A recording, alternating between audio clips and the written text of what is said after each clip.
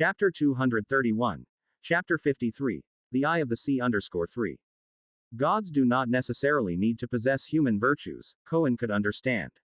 Yet, as much as he understood, it became even harder for him to reclaim the reverence he once had for the gods, especially toward a god who viewed him as an ant in conversation and claimed that they needed no reason to destroy mortals. After all, perhaps other gods felt the same way. Let's go. If you want to learn, I can teach you, although there are some things I hardly understand myself.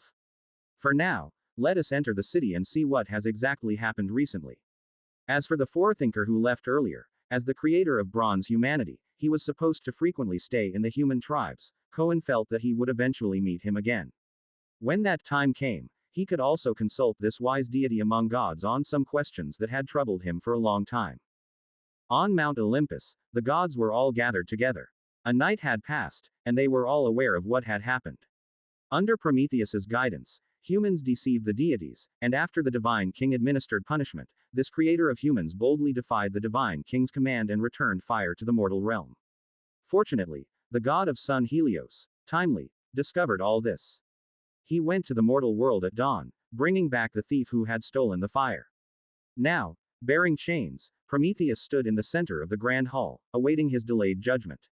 Why did you do this? Haven't the gods been good enough to humans? Before Zeus could speak, the goddess Hestia among the gods broke the silence. Among the deities, she had always been benevolent towards humans and held great admiration for Prometheus, but she never thought that this wise deity, known far and wide, would do such a thing. This she could not understand, and it made her very disappointed.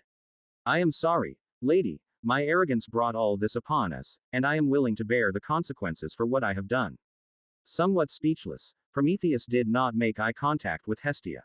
If he indeed felt a deep apology toward any deity, the goddess of hearthfire was undoubtedly at the top of his list. He had taken advantage of the kind heart of this goddess and done something foolish. Although he later vigorously promoted Hestia's name among humans, placing her in a position only second to the divine king, this still made the forethinker feel guilty. Thus, facing the goddess's interrogation, he preferred to avoid the topic. At nobleman at. The goddess of hearthfire wanted to say more, but she did not. In the end, she simply sighed and sat back down in her seat. Whatever his reasons, it had become a fact. He would pay the price, which surely pleased her brother as well. Son of Iapetus, wise forethinker, although you have committed such a crime, you can be forgiven. As Hestia resumed her seat, the heavenly empress, wearing the golden crown next to the divine king, immediately spoke up. All the gods knew she was speaking for the divine king. You attempted to deceive the deities, and yet you have also contributed to the creation of humans. The divine king may overlook your responsibility, but not the theft of fire. If you are willing to confess your crime and bring back the fire to Olympus, then you can still sit with us. Some deities present had already understood Hera's meaning. This was essentially saying that as long as Prometheus was willing to personally shatter the image he held in the hearts of humans, then everything he did could be tolerated. They all looked toward the chained deity, awaiting his reply. This time, the forethinker raised his head and looked straight at the divine king upon his throne. I am willing to bear the consequences for all I have done, your majesty. The same words, but a different meaning, yet the gods all understood his resolve. A hush fell over the assembly. Now the divine king had to respond. Zeus then stood up. He looked at the god of punishment before him, who dared to meet his gaze, and suddenly a surge of anger ignited within him. I regret to say, I thought you would make the wise choice, but if you persist, then for the sake of the divine court's dignity, I will have no choice but to punish you. Even though he no longer wanted to see him, Zeus still gave one final warning. Then, just as he had anticipated, Prometheus remained silent. Since it is so, Helios, although you pleaded with me previously, evidently Prometheus has failed your good intentions. Since you brought him here, you shall carry out the punishment, spoke Zeus, looking at the god of sun who could barely suppress his grin. I will have the children of the Lady of Vows assist you to thrust this sinner into the whirlpool of the East Sea. If his brother holds up the sky in the west, then let him calm the tides in the east. Let no one visit him. Leave him to spend his eternal life alone in the dark and silent depths of the sea. Helios's expression changed. If possible, the vast whirlpool was the place he least wanted to go. Whenever he neared it, he felt as though he was dead. However, seeing the divine king's piercing gaze fixed on him, Helios ultimately dared not refuse. Prometheus was led away, but today's matters were not yet concluded. The divine king looked to one side, where the afterthought Prometheus stood. This notorious fool among the gods had just witnessed his brother's trial without showing any hint of anger, which amused Zeus slightly. Yet such a deity indeed gave him peace of mind. Prometheus, you are different from your brother. As an assistant in the creation of humans, you have also made contributions to the divine court. Therefore, to thank you for your services, I will bestow upon you a gift. Then, your majesty, what will you give me? With a clear and cheerful gaze, Prometheus raised his head to inquire. I will grant you a wife, something both your brother and your younger brother have. You should have one too, as it is your right. Standing in front of his throne, Zeus smiled as he looked toward the final obstacle before the arrival of the new era. And today, as all the gods are gathered here, every deity who has benefited from humans should thank you and contribute their part in this matter. Chapter 232. Chapter 54 Pandora and the Eye of Odin. A sculpture of a woman. She was exquisitely beautiful, like a real, living thing, and when she was placed in the center of the great hall, all the gods couldn't help but be captivated by her. With a keen sense of the statue's uniqueness, Hera felt a disturbance in her authority. Zeus hadn't spoken to her about this so-called gift, she hadn't known of the sculpture's existence beforehand, if it indeed was a sculpture. As the goddess of fertility, the heavenly empress sensed a similar power within her. If nothing went wrong, it was propagation, the source of new life. And a lifeless object should not possess such power. She is the gift I have prepared. I had the Cyclops sculpt her meticulously, and our new friend, the embodiment of love and beauty, bestowed upon her peerless looks. And I, Zeus said, endowed her with a good heart, a desire to explore and learn about everything. I think that's not a bad thing, right? With a smile on his face, Zeus looked towards the gathered deities. Prometheus created man, so today we shall create woman. And you, Prometheus, you shall be the origin of it all. You will awaken her, yourself, and then marry her in the presence of me and Hera. Thank you for your gift, your majesty. Giving a creation to a deity as a wife hardly counted as a reward, yet considering that Prometheus and his brother always liked to be with humans, it didn't seem like an insult either. In any case, the belated fool seemed quite content with it. He bowed slightly to express his thanks to the divine king. If you're pleased, then who shall go first? Nodding, Zeus first turned to his own sister, who was also his wife. Exchanging a glance with Zeus, and despite her dissatisfaction with his earlier secrecy, Hera remained silent. After all, the divine king always acted this way, at least the sculpture wasn't prepared for himself. However, sensing the blessings of Aphrodite on it, Hera couldn't help but feel wary of that goddess. That Zeus had already privately discussed the matter with Aphrodite before today was what truly concerned Hera. She was very confident in her own beauty, but the other was the embodiment of love and beauty. Not to mention her own looks, with Aphrodite's divine girdle alone, the wearer could become the center of attention for all males, and Hera did not wish for Zeus to suddenly have another child. I bless her marriage to be faithful and happy, never to face betrayal, Hera said. With a double entendre, the heavenly empress first blessed the maiden statue. With the first one done, the rest of the deities also bestowed their unique gifts. Demeter gave her vitality and youth, and where she passed, flowers bloomed. Hestia gave her shelter and warmth. Henceforth, there would be few things in the world capable of harming her. The Sea Emperor, who wasn't physically present, granted her different boons with his authority, enabling her to tread on water as if it were flat land, and to calm the waves.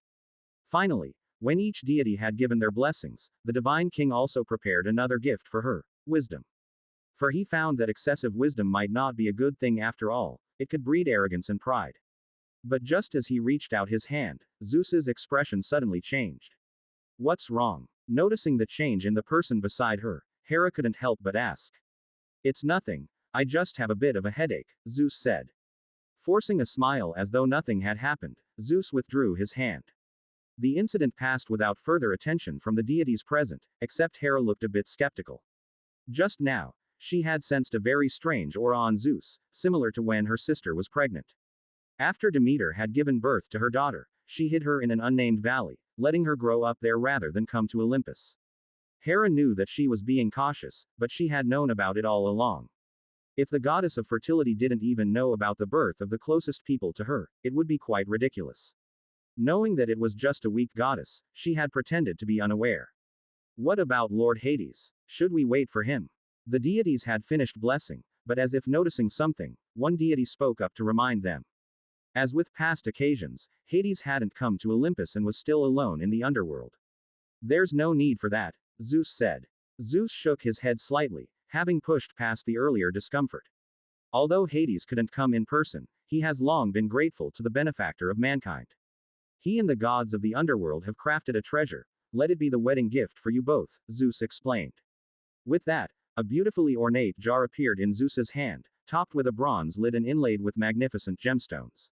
Yes, a jar, not a box, that was its true form. Its image had simply changed over time through transmission and translation. Lifting it with his right hand, Zeus handed it over to Prometheus. This is the gift from Lord Hades. The gods of the underworld all contributed to it. It can absorb all disasters and misfortune that come near you both. But Hades has specifically instructed not to open this lid, Zeus said. At a nobleman at. Otherwise, he might have to collect additional compensation. Smiling faintly, Zeus gestured with his hand. Now, you give life to your future wife yourself. She is born for you and will be your other half. Chapter 233. Chapter 54 Pandora and the Eye of Odin _2. As you command, your majesty. Clear eyes glanced at the clay jar in his hands, and Prometheus answered respectfully. Everything for today should come to an end. He approached the statue standing on the ground. Slashing open his palm, Prometheus let his blood stain the stone figure. Visibly, the girl gradually gained vitality from an inanimate object. Her skin turned rosy and full of color, the sound of a heartbeat began to ring, and finally, when her eyes sparkled to life, she was thoroughly imbued with life. The newly born girl blinked her bright eyes, she looked at the deity standing before her, and spoke her first words. Who are you? Who am I, and who are they? You are Pandora, the woman endowed with all gifts. I am Prometheus, your creator, and your future husband, and they are the gods, masters of this world. The blessing of the goddess of beauty took full effect. Looking at the girl before him, Prometheus couldn't help but be moved for a moment. Facing her questions, he patiently explained. Then why did you create me? Pandora continued to ask. At a nobleman at. Because my brother and I created men, and now there should also be women. You are the first woman, and you will be my wife. Caressing the clay jar in his hands, Prometheus handed it to Pandora. The gods have given you all their blessings, only Hades' part has turned into this clay jar. Now, I give it to you as well, as a testament to all this. Having said that, Prometheus turned around. Having such a beautiful wife, he seemed somewhat eager. Do you have any further instructions, your majesty? No, enjoy your wedding. If one overlooks the previously failed endowment of wisdom, everything today pleases Zeus greatly. He waved his hand, indicating that Prometheus could leave. He wasn't truly grateful for the fool's achievements. Naturally, he had no intention of saying more. Then we shall wait. Just as he was about to leave, the next moment, a cold female voice came from outside Mount Olympus. The gods turned their attention, for along with the voice came the unmistakable presence of a powerful force. The gods exchanged looks, and eventually, they turned towards the divine king on the throne, but by this time, Zeus had already stood up, looking solemnly towards the entrance of the hall. Welcome, esteemed goddess of the nether moon, what brings you here today? The power of the divine king was also released without concealment. Olympus was after all his domain. Zeus easily diffused the newcomer's aura, yet he didn't confront her, instead retracting it as soon as it connected. To honor the Lord's will, I've come to present her with a gift. The voice arrived before the person. When Liana, wearing a purple dress, entered the hall, the gods present solemnly awaited. Not just because of her power, but also because following the conflict with Hades earlier, Olympus had come to re-evaluate this goddess. She represented an existence comparable to Mother Earth herself. Once, Moanda, a servant of Mother Earth and merely a nymph fairy, had been received by the former divine king and heavenly empress, let alone the present goddess of the nether moon. Regardless of their thoughts, the gods had to welcome her arrival. Oh, to think such a trifle matter has troubled the lord of the spirit realm. His right hand subconsciously gripped the armrest. Zeus felt tension inwardly, but his face bore a gratified smile. It is Pandora's honor to receive the spirit realm's favor, she will surely cherish it forever. Ellipsis. Though Pandora was the main character of the event, in reality, no one truly took her into consideration. She was a tool, a delicate doll, but certainly not an equal among the gods. Her future husband thought the same. After a moment's infatuation, Prometheus quickly dismissed the influence. The goddess of beauty's blessing was not the woman herself. With mindful vigilance, the effect could still be warded off. By contrast, watching Liana stride into the hall, she was the real center of attention in the room. This being, whom he had met briefly, he had once speculated about her identity, yet he did not expect to meet again in such circumstances. He remembered their conversation from last time but realized to his dismay that he had no memory whatsoever of the other person there with Liana. He remembered the dialogue, but he couldn't recall any other features about the other person. Your name is Prometheus, right? What is she doing here? Pandora asked quietly, noticing that Liana seemed to be looking at her. But she wasn't afraid, for the just-born Pandora did not know fear, and the blessings of the gods made her feel there was nothing in the world to be afraid of. She is also a deity who has come to give you a gift, just wait and see. Prometheus responded casually to the woman beside him, wondering about Liana's intent. The divine king wanted to tarnish their image among humans, even using him to provide a reason to cleanse the mortal realm. The afterthinker could understand that. But the purpose of this uninvited goddess was beyond his knowledge. Just as Prometheus liked to confidently judge the future, what Prometheus loathed the most was this sense of being utterly oblivious to what had transpired in the past. You are Pandora? A question in form, yet certain in tone. After clarifying her purpose with Zeus, Liana didn't talk to any other deity but directly addressed her visit's target. Chapter 234. Chapter 54 Pandora and the Eye of Odin _3. This somewhat arrogant behavior caused many deities to frown, but since the other party hadn't really done anything, they had no choice but to remain silent. I am. Lifting her head high, Pandora looked at the black-haired goddess in front of her and spoke with certainty. At nobleman at. Very well. Nodding slightly, Liana didn't know what was special about this person before her, which made Laine send a gift from afar. However, all she had to do was follow through. Extending her hand, a flickering illusory star appeared in Liana's palm. She observed Pandora, and her gaze finally settled on the clay jar she was holding. Princess Liana, this is the gift my brother sent. He once cautioned that it would be best not to open it. At the corner of his eye, Zeus issued a reminder. It doesn't matter. Gently shaking her head, Liana could tell that the clay jar didn't contain anything good, but that was of no concern to her. With a mere flick of her finger, the illusory star passed through the wall of the jar and entered it. The seal left by Hades seemed non-existent to her, easily penetrated by the time-space power she wielded. What is this? With widened eyes, Pandora's curiosity was piqued. Yet she remembered what the divine king had said: the jar should not be opened. But now, the gift delivered by the goddess before her had entered the clay jar. It has no name. If I must describe it. Choosing her words carefully, Liana slowly said, in its presence, there will no longer be absolute, nor will impossible exist in this world. Pandora was somewhat surprised and wished to take the clay jar, but Prometheus, who stood beside her, was quicker to act. He grasped the jar midair instinctively, but as if suddenly realizing something, Prometheus seemed to act on behalf of his future wife. Promptly, he handed the gift back to Pandora. Is it effective on everything? Can whoever holds it achieve different outcomes from the predetermined trajectory? It sounded like a casual question as Prometheus spoke. Certainly not. Shaking her head slightly, Liana noticed the eyes of the surrounding gods flare up instantly. However, this was a gift given by the master, and how could it be privately possessed by anyone else? Only humans can use it, Liana said indifferently. As long as it resides within the jar, the human who possesses it will exclusively enjoy this privilege, but it is limited to humans only. It is a blessing from the master to his creation. No deity can possess it for themselves. But what if a god gets hold of it and then has a human use it? Seemingly just out of curiosity, Zeus posed the question. Those who try to fool fate will be fooled by fate themselves. These are the master's very words. If you don't believe it, you might as well try. Not every god knows how to hide their emotions. Liana could see that some deities seemed to still harbor thoughts on the matter. She had no intention of stopping them because Laine had said that without the support of spirit realm's power, anyone else trying to manipulate destiny would only result in their own demise. Take good care of it. Its ultimate destiny depends solely on you yourself. Backquote. Finally, she turned to Pandora and said a sentence, which was also what Laine had instructed. Truly impolite. She came in haste and left in haste. It wasn't until Liana had left the hall that a deity suddenly spoke. I don't really like the way she looks at us. Demeter also spoke, that sort of gaze she was very familiar with, resembling the one she used when she walked among mortals, regarding worldly things. Enough. Let it end here. This is Pandora's gift. He spoke to stop the gods' chatter and secretly warned the deity who had harbored thoughts about that jar. Although he himself had been tempted, for now, the other party still had a task to complete.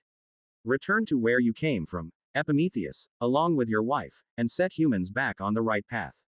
I will, Your Majesty. Bowing in a salute, Prometheus grabbed the somewhat bewildered Pandora and also started walking towards the exit of the hall. He could feel, as they left, the many burning gazes fixed on the object in Pandora's hands behind them. But until the two of them accomplished the divine king's plan, all issues would be stopped by Zeus, and after the plan had been accomplished, every gift would be released, whether those given by Hades or those sent by the goddess of the nether moon. Prometheus assured that all the deities paying attention to all this would come to such a conclusion. Forethinker and Afterthinker seemed to enjoy playing smart within the framework of rules. Scattered rocks, sheer cliffs, and desolate woods, what met the eye was the scenery of Jotunheim within the 9 realms. But this was not due to some unknown disaster, it was natural for this place. As the home of the mountain titans and frost giants, Jotunheim's environment was quite harsh, but for the giants who were powerful enough to wage war with the deity race, this was nothing out of the ordinary. They dwelled here like humans lived on the plains. Forethought and afterthought, are you talking about? Other deities. Floating beside him, Mimir also watched his former home but paid more attention to the 2 terms Laine had mentioned. Yes, one is considered by the gods to be exceedingly wise, a forethinker. The other is seen as naive and foolish, an afterthinker. Nodding, Laine didn't mind discussing things about the chaos world with Mimir. After all, the other couldn't escape, and Laine had no intention of letting him leave. Sounds somewhat like me and Heimdall. We were both taken as hostages. However, only my head was cut off and sent back to Asgard. This shows that mere cleverness and wisdom might not be such a good thing. Maybe, but I think that neither they nor you have sufficient wisdom. I've always thought that being smart shouldn't be equated with wisdom. But every so-called god of wisdom I've met seemed to only possess the former, which makes me a bit skeptical. Turning his attention away from chaos, Laine looked at Mimir beside him. Lead the way. That spring of wisdom that once bore your name, is it also beneath the roots of the world tree? Yes, not only that, there's something there that I'm not sure still exists. Although Laine seemed to not acknowledge his wisdom, Mimir wasn't really offended. He just let out a chilling laugh, his weathered face reflecting reminiscence. 9 nights I hung on a wind-battered tree, wounded by a spear. I was offered as a sacrifice to Odin, sacrificing myself to myself, on a tree of which no one knows. Without bread to feed me, without water to quench my thirst. I looked downward, picked up runes, shouting as I picked them up, falling from the tree. He sacrificed his own eye, Lord Laine, and that fallen eye lies at the bottom of the spring of wisdom, untouched to this day. Chapter 235. Chapter 55 The Twisted Pupil. The 9 great realms hang upon the world tree, yet they are not without connection to one another. Just as the famed Bifrost connects Asgard with the mortal realm, Midgard, the Ifing River marks the boundary between the Aesir divine realm and the land of the Titans, Jotunheim. Besides that, Jotunheim and Midgard also share a connection, which is a terrifying iron forest that separates the realm of the Titans from the mortal realm, with only a few mountain Titans frequently traveling between the two. However, just as Laine failed to see the Rainbow Bridge in Asgard, perhaps it has collapsed due to the destruction of the world. The eternal Ifing River, too, is now just a dried-up riverbed. On one side, it still connects to Jotunheim, while on the other lies the endless void. It was by this once existing link that Laine directly stepped into this place. Standing at the edge of this broken world, he could even observe the collision between the remnants of the world and the power of chaos, and clearly, the resistance of this realm had become very weak. What is this? While hurrying toward the conspicuously massive roots of the world tree in the gap in Jotunheim, Laine stumbled upon something interesting. Unlike Asgard's man-made artifacts, the Titans of Jotunheim still maintained a primitive way of life. Therefore, Laine couldn't find anything useful from their scattered remains of civilization, except for what he held in his hands. A stone-like crystalline object, somewhat resembling an oversized heart, containing a highly concentrated aura of the earth element, as well as a hint of divine power. It was buried in the ground, in a place akin to a grave, yet the energy it emitted was very prominent, making it easy for Laine to detect its presence. This is the heart of a stone titan, a creation that lies between element and matter, they can be used as sacrifice, a tool for casting a certain spell, or for some other purpose. Having once been among the Titans, I did not delve deeply into this, as it is effectively the corpse of our kin. The Aesir gods of Asgard often treated them as decorations and honors, to signify their own martial prowess. The Vanir deity race of Vanaheim was an exception. Although he himself was killed by the Vanir gods, Mimir still held them in high esteem. His severed head retained its life force after being returned to Asgard thanks to a mysterious spell. They possessed secret rites and sorcery so astounding that even Odin was amazed, and against which the divine power of Thor was helpless. Mjolnir's might was indeed without rival, but its master knew nothing of these subtle techniques. In Vanaheim, these hearts were crafted into powerful puppets that gained great renown during the war with Asgard. However, how it was done is not something I am fully aware of.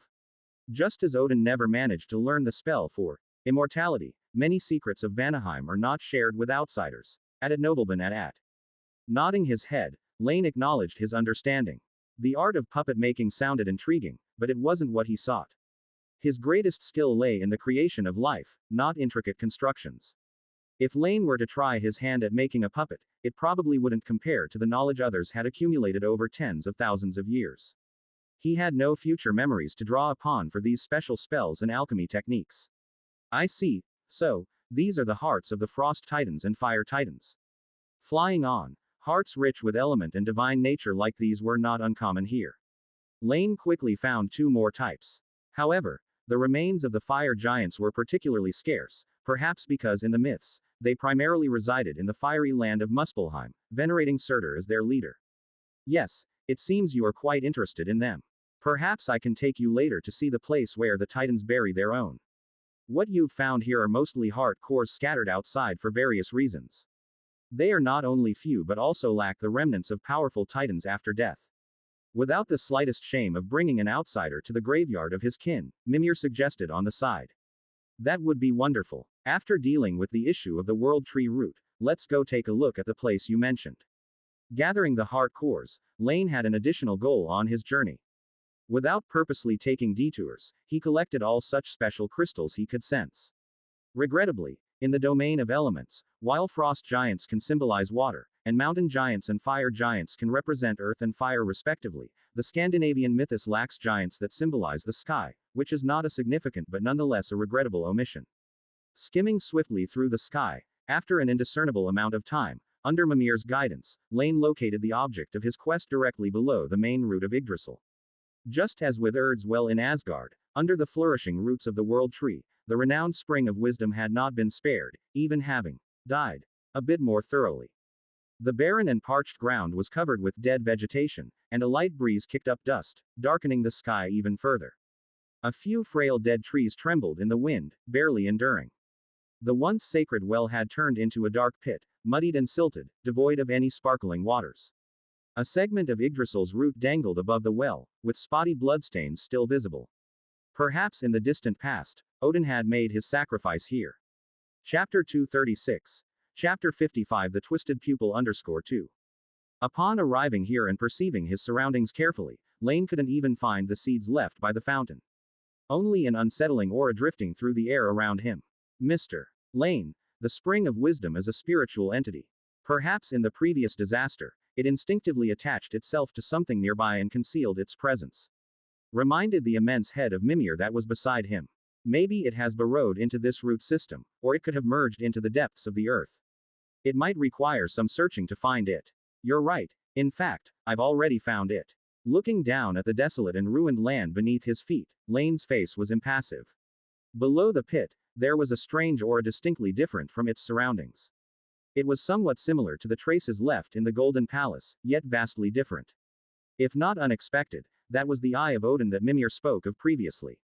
Hence, Laine extended his hand and beckoned gently towards the pit. The next moment, the mud churned and a white pupil slowly floated up, flying towards the palm of Laine's hand. However, just as it was about to land in his grasp, an abrupt change occurred. The originally scattered and dull black pupil suddenly condensed into madness. A myriad of bizarre voices echoed in the space around, and shadows rolled up from behind Laine's shadow, entwining towards him. Be careful, Mimir hurriedly cautioned, having not anticipated such an event. He was but a severed head, stripped of all extraordinary powers, with no possibility of leaving this place on his own. And this eye of Odin, which had somehow developed its own consciousness, was clearly not something easy to communicate with. No harm done. Its essence is profound, but its power is too scattered. Faced with the sudden emergency, Laine was undisturbed. For him, it wasn't difficult to determine whether a being had consciousness. The eye of Odin in front of him, which had undergone bizarre changes and was extremely chaotic and evil, was undoubtedly conscious. Tentacles formed from shadows pierced through Laine's body from behind, yet no sound of piercing flesh was heard. Behind and slightly to the side of the eyeball, another Laine had silently appeared at some point.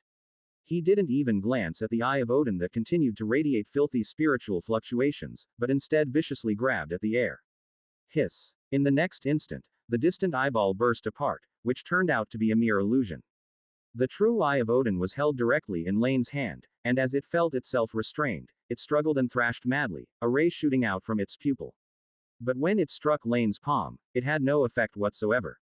Around it, veins had already stretched out, seemingly wanting to plunge into the deity's body in front of it and consume his flesh and blood. But this was equally futile, repelled easily by the faint light on the surface of his palm. Yet looking at all this, Laine's expression became grave. He could feel the terrifying power hidden within this little thing. It had simply not yet fully integrated everything into one.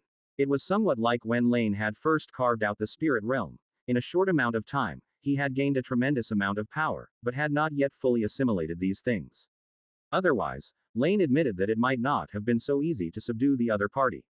What are you? At nobleman at. Flipping the eyeball in his hand so its pupil faced him, Laine asked slowly. After all, it should be conscious, and with consciousness, there should be communication. However, the result disappointed him. Within his spiritual perception, the thought processes of the Eye of Odin were still chaotic and violent. It had its own primitive logic, but this logic clearly did not include communicating with what it saw as food. Around Laine, the shadows thus transformed into various forms of life, rushing towards him fearlessly, only to be reduced to ashes the moment they neared him. Even though it was only an eye, the power it demonstrated at this moment was extraordinary. Had it not been in this collapsing world of origins, but within the chaos world, Laine had no doubt it could have contaminated millions of miles of land in an instant, and the rays from its pupil could have struck down stars. Of course, that would be before the laws of the present world had been established. However, whether such twisted forms of life would care about the laws was another question. Do you know what's going on? After observing for a while with no clues, Laine turned to Mimir. At this moment, the eerie eyeball was still shooting out various kinds of rays from its pupil, with those inclined towards the spiritual being the most powerful. The chaotic and mad spiritual will reminded Laine of Hyperion, the god of sun whom he had turned into steps for ascension. The last essence of the spring of wisdom seems to have merged with the eye of Odin sacrificed by Odin, endowing it with endless knowledge and a vague consciousness. But this certainly wouldn't cause it to become like this, since the knowledge gained from the spring is orderly. Mimir observed, also unclear about what had happened with the eyeball in Laine's hand. Perhaps this is related to the destruction of the world, Mr. Laine. This is the only link I can make out, he said, which, after many words, essentially amounted to nothing substantial. Mimir knew these details, as could Laine. It seems that the spring of wisdom will likely not have a chance to be reborn in the spirit realm, as it has now fully fused with the changed Eye of Odin and is further mixed with other powers. Chapter 237. Chapter 55 The Twisted Pupil _3. The fountain brought knowledge. The eye that was originally to serve as a sacrifice for its master brought sacrifice, burden, and shadow. The last power of the roots of Yggdrasil, the world tree, brought life, and that foreign power twisted them all together in the end. Knowledge thus turned mad, sacrifice became slaughter, burden transformed into corruption, and shadow merged with life. One was animated, the other infused with curse and contamination. Moreover, as a creation of the 9 realms, it did not possess the immortal nature of the innate deities like chaos, but the power that blended in was extremely dreadful. It seemed related to the death of the world, and thus, it gained a similar status. Indestructibility is the most basic characteristic of this level. The immortal nature of the gods was also because of the gifts from a complete world, which left Laine at a loss as to what to do with it. It needs to be divided. Muttering softly, Laine realized that he would probably have difficulty directly using this power. He needed some other method to handle it. Moreover, the most critical point was that he did not intend to let the power in this eye continue to merge. Such a dangerous thing was better kept apart. Should it fully integrate everything, it might truly become a special existence a notch above mighty divine power. At that time, the energy needed to subdue and utilize it would be untold. Having made a decision, black and white color immediately suffused Laine's hand. The essence of samsara was never the combination of life and death, but the transformation and cycle between the two. Under his control now, the black and white colors joined end to end, slowly leaving a mark on the eye of Odin. It would henceforth continuously extract its host's power, turning it into the force that sealed it. This seal was rough, but it was enough to block the awakened eye. Temporarily. As for a more refined seal, Laine did not know how to create it. At it nobleman at. Next, it's time to cut down the tree. Sighing, there was no doubt that in front of Laine, the second section of the roots of the world tree also hardly spoke of any vitality, all that it had left had been absorbed by the eye of Odin. Therefore, Laine had no choice but to fell this severed root just like before and then collected it entirely. After all, even if it had lost its vitality, this was still a rare treasure in the world. It seems Yggdrasil is truly dead. Compared to these two locations, the roots in Niflheim are impossible to contain any vitality. Seeing this, Mimir also felt somewhat sentimental. Compared to the two realms that Laine explored, the main root in the Mist Country had always been gnawed by Nidhogg the poison dragon. Even without the collapse of the 9 realms, it was doomed for destruction. Now there was no need to say more. Perhaps, but regardless, I must go and see for myself. And if it really has died, it might not necessarily be a bad thing. Quickly, Laine gathered the root segment. There's not much time left. The 9 realms being corrupted by chaos should be roughly at the same pace. It's a pity. I was hoping to witness the pinnacle of magic skill in Vanaheim, but it seems there won't be a chance for that now. Laine's tone did not carry much regret. After all, the 9 realms and the smaller fragments were being eroded and assimilated by chaos, not directly destroyed. If he could not see them now, there would eventually be a chance to see them later. Where did you say the burial ground was? Are there any other valuable places in Jotunheim? Of course, please follow me. In fact, apart from the burial site of the mighty titans, the dwelling place of Bergelmir, the progenitor of the frost giants, should also have some things worth noticing. Going with the flow, Mimir immediately led the way for Laine. For tens of thousands of years, he had remained alone in the desolate Golden Palace, ignorant of the changes in the outside world. But now it seemed the 9 great realms might already be devoid of living creatures. Now, the only thing he wanted to do was leave this land of the dead and head for the world where this outsider resided. Tear. In the dark void where no medium carried sound, this tearing noise was still distinctly audible. On the dark blue fragment, a scratch appeared and Laine stepped out. Is this the world where Your Excellency Laine resides, at the very beginning of creation? Having just explored 2 regions, Mimir floated beside Laine, looking at the quiet expanse of void, feeling somewhat surprised. Previously, Laine had directly entered Jotunheim from Asgard since there had been connected regions between them before the separation. However, to enter the land of mist, it was necessary to transfer through the void. Therefore, it was only now that Mimir realized where the fragment of their realm had actually arrived. He had thought that beyond the fragment lay a vibrant, whole world, but instead, it was such a scene. No, this is beyond the world.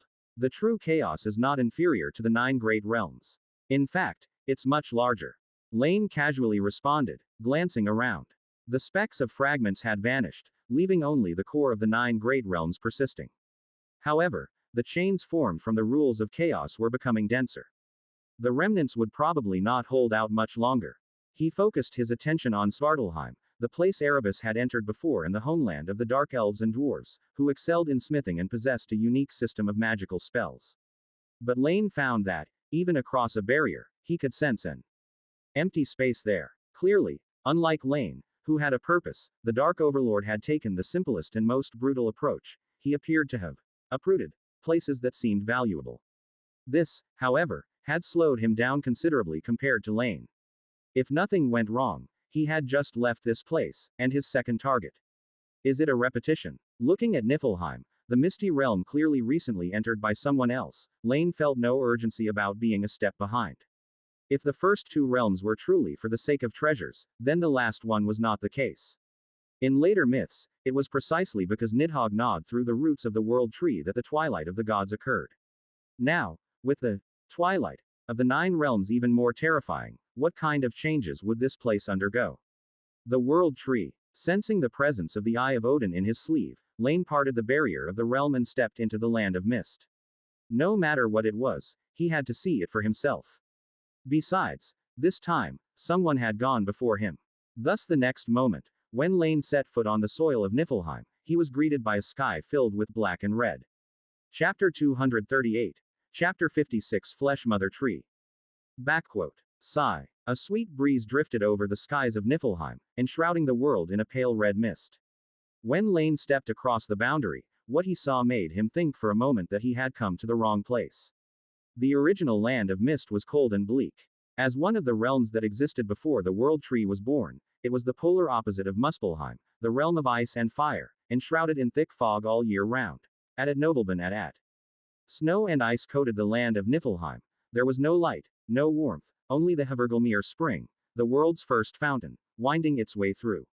This place was supposed to be a forbidden zone for life, inhabited only by the race known as the Nibelungen. But now, the original inhabitants were nowhere to be seen, and in front of Laine, everything appeared so vibrant with life. Brightly colored plants bloomed across the earth, swaying gracefully in the wind. Animals and birds flitted through the woods, occasionally drinking from the rivers along the paths. If not for the intertwined black and red hues on the horizon, Laine might have thought he had come to the chaos world of the second epic, where all spirits lived upon the earth unaffected by various natural disasters and monsters. It looks really harmonious. Too bad it's all just an illusion. Though the sight before him was so lifelike, Laine was not deceived. From the perspective of spirituality, this seemingly normal scene did not have a single normal aspect. Every being before him, including the animals and plants, was indeed alive, but only in their bodies. Their consciousness, however, was eerily similar and unified.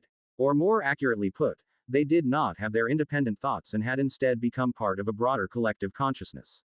Their principal consciousness. Laine raised his head. In the center of Niflheim, a massive tree that connected heavens and earth unfurled its crimson leaves, swaying in the gentle breeze. Boom. Laine, what are you still looking at? The sky resounded with a voice, that of Erebus, which was clearly aware of the tear in the barrier and had noticed Laine's presence. And the source of the sound was the giant tree above, where another slender branch had pierced the space, burrowing directly into the distant obsidian sky. To call it a tree didn't do it justice, it was more like a living being in the shape of a tree. At the center of the land, surrounded by innumerable lives, Laine saw the origin of everything. It was not merely a root segment, but a complete, true colossal tree. Its roots penetrated the earth, and its trunk supported the heavens. 6 enormous branches danced in the wind, appearing both magnificent and perfect. Each of its branches, every leaf vein, seemed to follow the golden ratio in a natural beauty that attracted all life unconsciously. Yet on its trunk, a glaring wound disrupted the integrity of its structure. This was why it was considered a living being. Material like flesh at the site of the wound constantly surged out, attempting to fill the gap, but to limited effect. Furthermore, liquid resembling blood continued to flow from the wound, falling into the roots, pooling in a poisonous spring, then dispersing through 12 rivers across the entire land of mist. At that moment, Laine felt the Eye of Odin in his sleeve yearning and dreading. It had drawn from the World Tree's essence and also from that otherworldly high-ranking power. Although they might have had a common origin, they were now 2 separate entities. I knew it. The death of a world isn't going to spawn anything good. Laine's expression grew stern as, accompanied by Erebus's call, the large and vibrant tree seemed to also notice another outsider. Although it had no eyes, at that moment, it still looked in Laine's direction. As the tree watched, birds, beasts, fish, and indeed every living thing around Laine, including the river water, the mist in the air, the whole world, turned to look at him. Such a sight could drive mortals insane and even render ordinary deities speechless with fear, but Laine remained unmoved. In the spirit realm, he could do something similar. This scene is so out of sync with classic mythology. Compared to this, my spirit realm looks like a pure land. With a cold laugh, Laine's robe flared, and a faint black light in a circular motion instantly swept across 100 miles, reducing everything it touched to dust. However, at the same time, the owner of the gaze from the unknown sent a special force that acted directly on Laine's body, ignoring space itself. His divinely infused flesh pulsed once, but then instantly settled back to calm. This was the power of life on the material plane, though manifested in an abnormal way. Clearly, No matter what changes had occurred, the tree's predecessor was indeed the body of the world tree Yggdrasil. Thus, it wielded an incredibly fearsome authority in the realm of life. However, it was facing another deity who equally mastered both life and death. Where their authorities intersected but their powers were not vastly different, its invisible influence on Laine naturally had no effect. Correspondingly, life and death would also struggle to harm the giant tree in return. Seemingly realizing that its attack had been nullified, another intangible thought swept through the world. Laine felt as if he were hearing someone speak, at first one or two voices, then thousands, and finally billions. This was not an illusion, it was indeed the calling of all the deceased lives in Niflheim. Chapter 239. Chapter 56 Flesh Mother Tree _2. Backquote. That was an alternative form of death. Laine suddenly realized that this being, nestled among the remnants of the 9 realms, astonishingly resonated with him in terms of authority, only their paths were utterly different. The birth and death of this tree signified the fall of the spirit and the eternal life of flesh and blood. With one step, Laine vanished from his original spot, but the vacuum's power couldn't affect the spread of that thought. It collided directly with Laine's spiritual body, and those deceased beings told their stories in the call. They spoke of their insignificant past, their great present, and revealed the principles at the core of life before, inviting Laine to become a part of them. Then, as a matter of course, this spiritual assault was easily smoothed over, purified, and deciphered by the sovereign of spirits, who then learned the message it contained. What a hassle. His expression unchanged, Laine parried a couple of feeble moves with the massive tree and finally turned his gaze towards the direction of the Dark Overlord. You don't seem to be faring too well, Erebus. The tree's attacks on him had been mere tests, while the other outsider, who had entered before him, was its real target. Just as Laine had seen upon entering the realm of mist, boundless darkness had claimed a third of Niflheim, devouring everything that approached like a colossal black hole. Yet, Laine noticed that this vast domain of darkness was steadily retreating. 4 robust branches pierced through half the plain, thrusting directly into the black shroud from the center of the world, constantly stirring within. A red mist imbued with the breath of life poured ceaselessly into the domain of darkness, allowing itself to be consumed. However, Laine noticed that, as time passed, a trace of vitality began to emerge within the darkness. If the stalemate continued, the victor would be self-evident. Either join me in dealing with it or I'll simply leave this place. While this creature is terrifying, you don't really think it can do anything to me, do you? From afar, Erebus's voice came once more, still composed despite being at a disadvantage. Indeed, apart from the initial surprise by the crimson giant tree when he was unfamiliar with the situation, he had not sustained any direct harm. Yet in the darkness, Erebus watched as his left hand, which seemed to have birthed its own will, and his expression was still somewhat grim. This change appeared to be irreversible, at least for a being without the related authority. Of course, he could simply sever this hand and replace it with a new one, but that would have to wait until his return to the Chaos World, and besides, such actions themselves were repulsive to him. For the first time, Erebus felt a direct disgust towards a being, unrelated to interests, he merely wanted to destroy it purely. Then leave, it indeed cannot do much to you, but I don't think that we can do much to it either. You must have already perceived its nature, do you truly believe you can resolve it? Hovering in the air, Laine looked upon the twisted yet beautiful giant tree with growing trepidation. Based on past experiences and the fragmented information deciphered from the spiritual contamination, Laine had come to know the origin of the giant tree before him. The 9 realms were dead, that was the glaring result before him. What exactly led to the twilight of the gods, which was supposed to only slay deities, evolving to such an extent, was still unknown. But just as the potent deities die and often give birth to other gods or creatures on their corpses, so too, when a world dies, it would also foster some horrifying beings. A small amount that escaped ended up on naturally wondrous objects like the Eye of Odin. Unsurprisingly, similar beings existed in other realms that Laine had not visited. However, the main remnant of the dead world adhered to the disintegrated trunk of the world tree, ultimately landing here. Yggdrasil, in the original myth, its collapse was merely the prelude to the twilight of the gods, but here, it met its destruction alongside the 9 great realms. Therefore, its remains had a special symbolism and became the vessel for the afterthoughts of the death of the 9 realms. The crimson giant tree before him was the product of their combination. The innate desire of the world for continuity. gave the world tree new life, albeit in another form.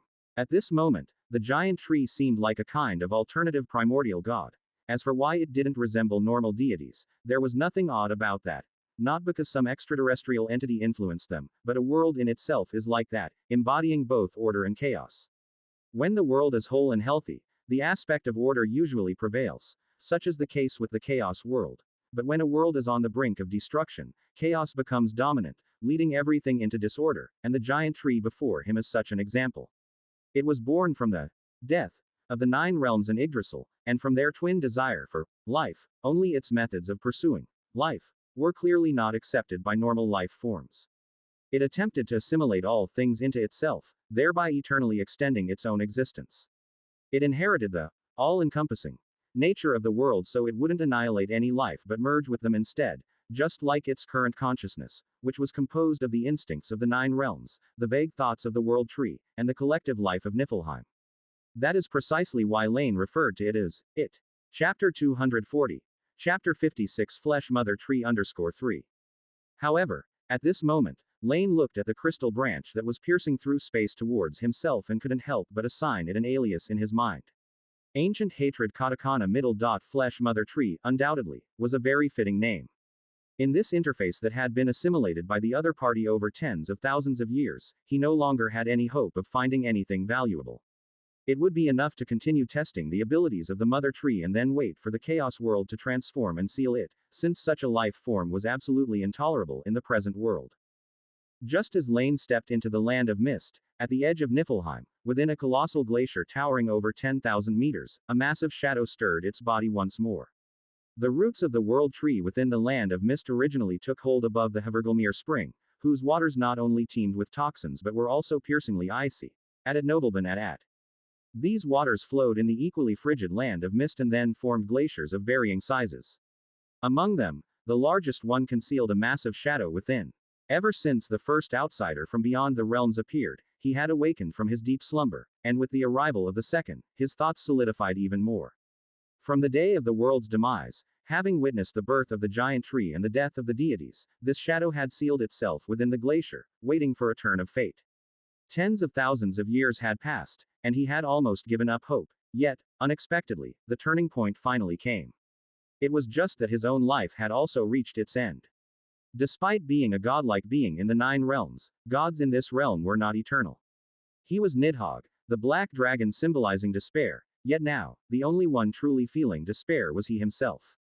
Gods from beyond the sky, they have come too late. Not because of old age, although gods in this realm do age, yet tens of thousands of years are not enough to lead Nidhogg to the end of his life. It was because a massive wound on his body was incessantly draining the little life he had left. Moreover, as a creature of brutal nature, the black dragon had never intended to place his life in the hands of other beings. However, I will not end here. His ferocious mouth opened, almost as if he smiled, yet it only appeared terrifying. Nidhogg looked ahead, where there lay thousands of eggs of varying sizes. Although his current plight was largely due to the giant tree, Nidhogg had now come to appreciate it somewhat. At least, from the unconscious psychic waves it emitted, besides the allure that made him want to embrace it, there was also an abundance of knowledge related to life. Over these tens of thousands of years, Nidhogg had learned another method to extend his own existence. For the flesh mother tree, any existence it assimilated was part of its own life. Without the proper authority, Nidhogg wouldn't be able to do this, but he could simplify the process and complete it in his own way. Thus, he used his own blood and bones to create the dragon eggs before him. These newborn dragon eggs had no attributes or inclinations and would transform with the new environments they encountered. This ensured that no matter what the unknown new world was like, these created beings would become the apex of the food chain. As their creator, when this new lineage thrived in another world, they could become anchors for Nidhogg, awakening his lost consciousness. As for how long this would take, that was an unknown. You will be born strong and live long, but the cost is the difficulty of procreation. Yet, this is a necessary sacrifice. After all, survival is the top priority. Compared to weaker species, the strong can more easily continue their legacy. At the heart of the glacier, Nidhogg spread his wings. The great black dragon began to shatter. His flesh and bones fell to the ground, merging into each dragon egg. Those closest to him received the most power and their presence was also the strongest. You come from me, and you will surely fulfill me. Ultimately, only the illusory shadow of Nidhogg remained in midair. Witnessing all this, he summoned his last bit of strength, and released a wisp of breath beyond the glacier, catching the attention of those two outsiders. One day, when I return to the land, I will no longer carry the burden of the inherent mission of destruction, but will become the master of the new world with my own will, he said. The next moment, when the phantom dissipated and the glacier shattered, the breath released here instantly attracted the only three lives in this world. 3 wills, one after another, swept over this place littered with dragon eggs, noticing its uniqueness, and then, as if by agreement, reached out their hands toward it. However, just then, a crack opened up in the sky, and the hum of the chains of law echoed between the realms. Clang. As this, chaos's erosion of the 9 realms complete. He mused. First, a branch of the mother tree, extended here in an agreement with Erebus, blocked the way. Laine had just collected several enormous dragon eggs, but the sudden turn of events made him stop his actions. The barrier between Niflheim and the void broke, and the chains of law of chaos replaced everything that was old. But this also meant that the brief struggle had ended. At that moment, endless chains of law poured in from the outside world, binding everything in between, and replaced the original rules. The hidden on Laine's black clothes came into effect, and his entire existence vanished from this world.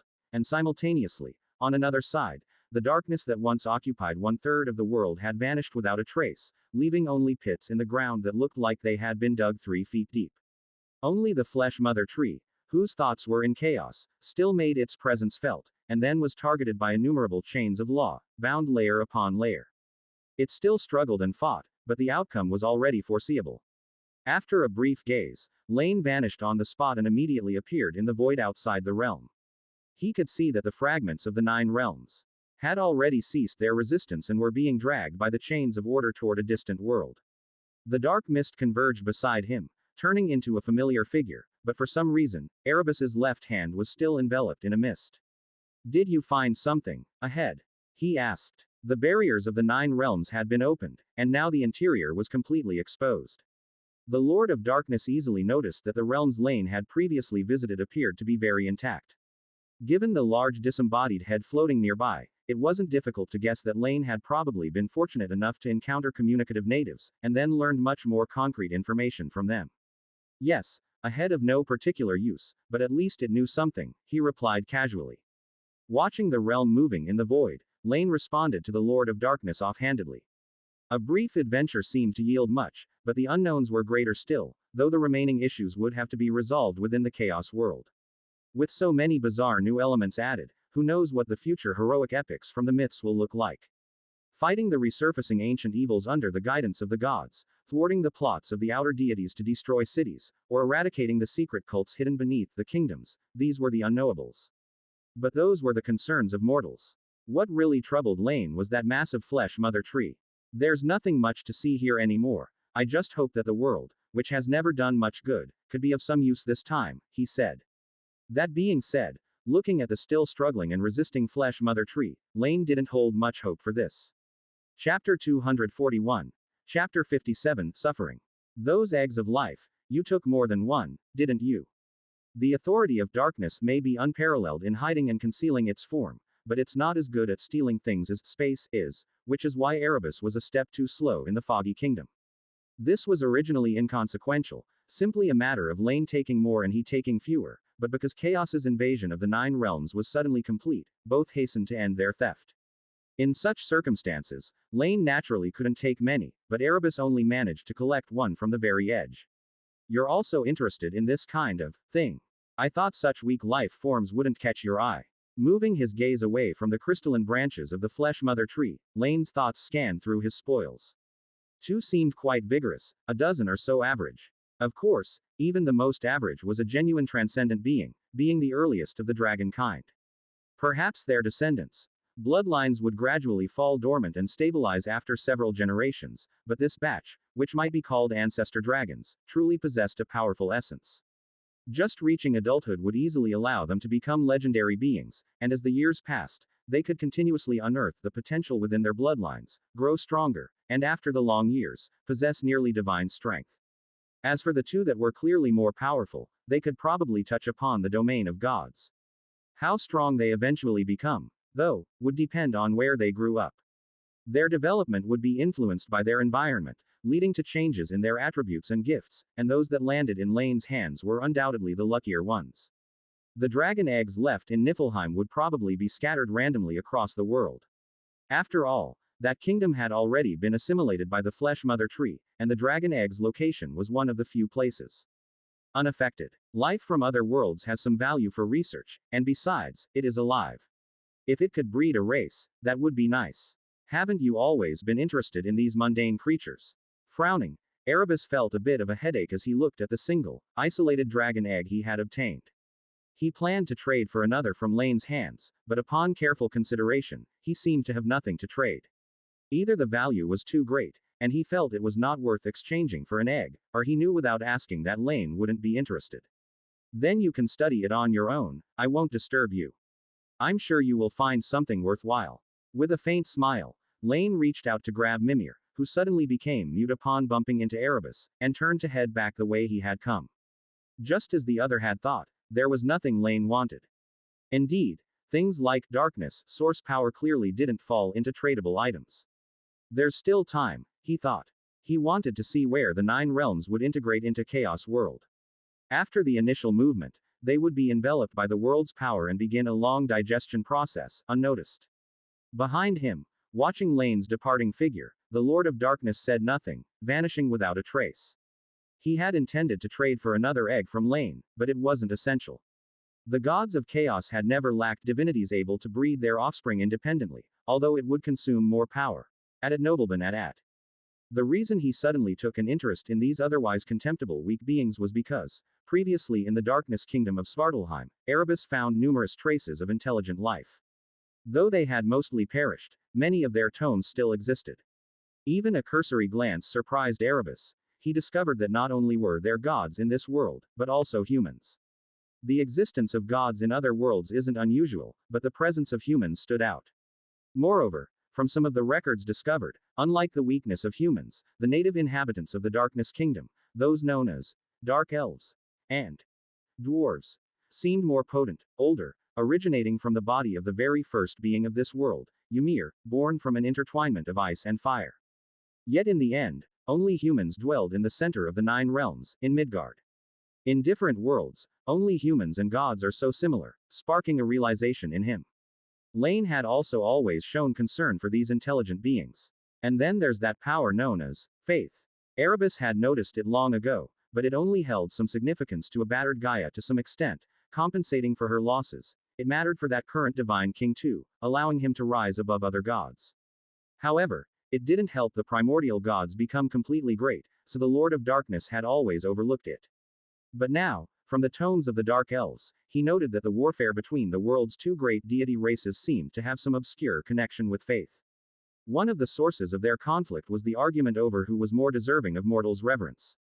For all these reasons, Erebus made a dark resolve. He decided to create a race of his own, useful or not, given he had nothing else to do. Besides, regarding how to remove the marks of the current world from himself and return to the origin, he seemed to have some clues now. Chapter 242. Chapter 57, Suffering _2. Speaking of which, this was the inspiration you gave me. Caressing the only dragon egg he had managed to snatch, Erebus severed his own left hand. This hand, infected by the power of the flesh mother tree, was perfectly suited to mold a dragon mother. Of course, he had to first erase the consciousness that would be born within it, lest he end up benefiting someone else. And then there's that one I never used to take seriously, the 9 hells, was it. Although the other was technically his junior, he had become a senior in the path of world creation, so Erebus naturally paid attention to his actions. It seemed that the other had created beings called demons, and so the Lord of Darkness would naturally not fall behind. Ellipsis. Whoosh. The waters of the circumterrestrial river flowed ceaselessly, the severed section of the river not affecting the overall current. Laine returned to the edge of Chaos World in no time at all. The familiar laws and sense of ease washed over him. Compared to the oppressive atmosphere in the 9 realms, this place felt a bit more comfortable. In the land of mist, the power of great beings was insignificant in the face of the complete power of a world. The skirmish between the 3 entities didn't even shatter the ground of Niflheim. If Laine had confronted the flesh mother tree here, it's likely that one look would have assimilated beings beneath the East Sea Spirit into part of the other and then ground them into dust without mercy by Laine. Of course, the laws of the present world would probably follow suit, enforcing sanctions on these two violent transgressors. It could also be seen as protecting its own spoils of war. After all, if they were to be damaged, chaos would have to expend energy to repair the broken interfaces, he mused.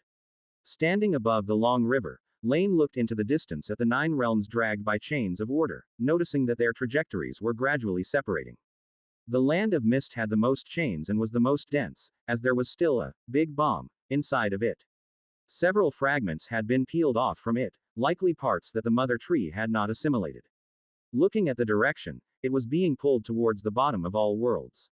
Although it was unclear if it could still be seen in the present world, Niflheim would likely keep company with Tartarus. From then on, the symbol of the world's chaos aspect could potentially become twofold, but this was under the premise that the flesh mother tree was completely transformed by chaos, and the duration of this process was something Laine was not quite sure of. Aside from the land of mist, Vanaheim was drifting towards the southeastern seas, near an island by the mainland. Once it was fully digested by the world, it would likely open its own entrance there. The value of such a realm of magic was undeniable, even if many spells and rituals lost their effectiveness due to changes in the world. Often in the field of esoteric studies, inspiration is more important than experience. The achievements of the Vanir spanning tens of thousands of years could bring unimaginable enlightenment. At Nobleman at. The kingdom of the Titans, Jotunheim, was sent flying toward the extreme north of the world, where the desolate icy plains were as uninhabited as the homeland of the frost giants. The land of the dead, Helheim, drifted towards the underworld. In the future, it might become a second home for the wraiths, distinct from a new breed of undead under the nether moon. One was born out of magic power, and the other purely out of the force of death, with the latter, obviously, hating life even more. Svartalheim, the dark realm, expanded, some distance between the earth and the underworld. When the underworld was fragmented away, the territories controlled by the two earth deities were bound to clash. But now, they were separated. Countless voids and cavities emerged, turning the land into a free space to contest, like the seas, an unclaimed land. As for Muspelheim, one of the original realms born alongside the land of mist, it too drifted towards the world's bottom. Unlike its old friend, the realm of fire plunged directly into Tartarus. Through his unique avatar, Laine could even anticipate that this realm would likely be dismembered. Given that the abyss was also beginning to generate biomass and define interfaces under the influence of the 9 hells, Muspelheim was destined to become the nutrients for this process. The newly born abyss would be affected by this too, spawning some unique beings, as well as layers filled with flames and lava. Naturally, the 9 hells could also take a share of this bounty. Perhaps from now on, fire would become another tool for demons, just like darkness. Finally, Midgard, the mortal realm of the 9 realms, and Alfheim, home of the light elves, continued to orbit around Chaos World, seemingly unsure of where they belonged. However, being without a destination didn't mean they weren't transformed. They were, like other interfaces, the same in terms of matter and energy, but the underlying rules that made them were slowly changing. In this process, the original rules of the 9 realms were also partly integrated into Chaos World. In the coming days, many source powers would experience rises to various extents. For some, this might not be such good news, he reflected. Casting a glance at the starry sky, Laine thought of a goddess who had been in hiding for 100 years. For Laine, an increase in origin was just that, an increase. Chaos was not going to share his power anyway. But for others, it could be different. For example, the realm of Alfheim, filled with light, would greatly enhance the domain of light. Unless something unexpected happened, Thea, the mother of light, could well reach greatness in this era. But Laine believed that before that day came, another god of light would be born in the world. Chapter 243. Chapter 57, Suffering _3. The laws of the present world have always been like this, and he was no longer surprised by them. And then there's Asgard. Laine turned his head to look towards the eastern region of the continent, where Mount Olympus loomed high. Perhaps drawn by some allure, Asgard's final resting place turned out to be there. Speaking of which, I have no idea what became of Odin. Laine fell into a brief contemplation. Although all signs suggested that this deity from another realm should be dead, having even fought against the flesh mother tree and pierced its trunk with his spear, the cost was also heavy. this unbeatable divine artifact was destroyed, and only the spear shaft fell into Laine's hands. However, Laine felt that as a divine king who had existed for so long, he shouldn't have faded away so quietly. Do you think Odin is dead? After releasing Mimir's skull, and before it could rejoice in this new world brimming with life, Laine asked. If you want an answer from me, I think he is dead. However, contrary to Laine's expectations, Mimir gave such a response. Perhaps he left something imbued with his will, but he himself will not survive, at least that's what I believe. Why? Laine was somewhat puzzled. He was originally trying to find out where Odin might be hiding, but Mimir believed the other was already dead, which was unexpected. Because I understand him, he was a warrior before he was a divine king. Mimir answered without hesitation. He did not shy away from deceit and schemes, nor was he entirely noble, but the reason he ascended to the throne, convincing deities to believe in him and mortals to worship him, was because when real disaster struck, he never fled. At least the Odin I know is such. After a moment of silence, Laine somehow felt there was reason in these words. The Scandinavians seemed to have this character, and even in the original Twilight of the Gods, Odin had never feared death. They viewed dying in battle as an honor. They might long for life, but they did not reject death. A warrior? Hey, indeed, when comparing the four divine kings of both realms, it's the one with the lowest limit who lived the longest and achieved the most. It seems the lower the limit for this profession of a divine king, the longer and more stable the reign. With a laugh that was either praise or mockery, Laine stopped dwelling on it, as he planned to return to the spirit realm to open the box. However, before doing so, he noticed four figures flying toward the massive vortex above the East Sea. The one leading them was none other than the god of sun, Helios. Let's go, take a look. The bound Prometheus. By the calculation of time, it was indeed about right. Regardless of what Mimir thought, using the omnipresent spirit realm, Laine directly traveled toward the eye of the sea. He wanted to witness this iconic event. Huff. Damn it. With legs somewhat shaky, standing atop the giant vortex and looking down at the spiraling abyss that swallowed everything, Helios felt no pleasure in accomplishing his goal. On the contrary, his complexion was somewhat pale, and waves of phantom pain were transmitting through him, reaching deep into his soul. At nobleman at. In a certain sense, perhaps this was not at all illusory. Because the one responsible for all of this had used time and space as mediums to exhibit power, and he himself had governed history. This resulted in certain temporal connections being triggered when one of the participants arrived on the scene, blurring the distance between past injuries and the present. Let's go down quickly. I don't want to stay here at all. The enormous whirlpool with a diameter spanning thousands of miles, in the eyes of mortals, was almost as large as a small continent. No one knew exactly how deep such a vortex was, even deities felt a bit of fear of the colossal at this moment. Although Helios had no desire to enter, he certainly didn't want to give Zeus the chance to punish him in plain sight. He gestured to Kratos and Bia, who were escorting Prometheus. The two offspring nurtured solely by the river of vows, Styx, immediately understood and began descending towards the center of the vortex that devoured all. It might have been an instant or a day, light simply didn't exist here. Even as Helios exerted himself to release the power of the sun god, it only illuminated a small area around them. After seemingly dropping a boulder for the duration of 9 days and 8 nights, they finally reached what appeared to be the bottom. They suspected this because they didn't want to take even one more step forward.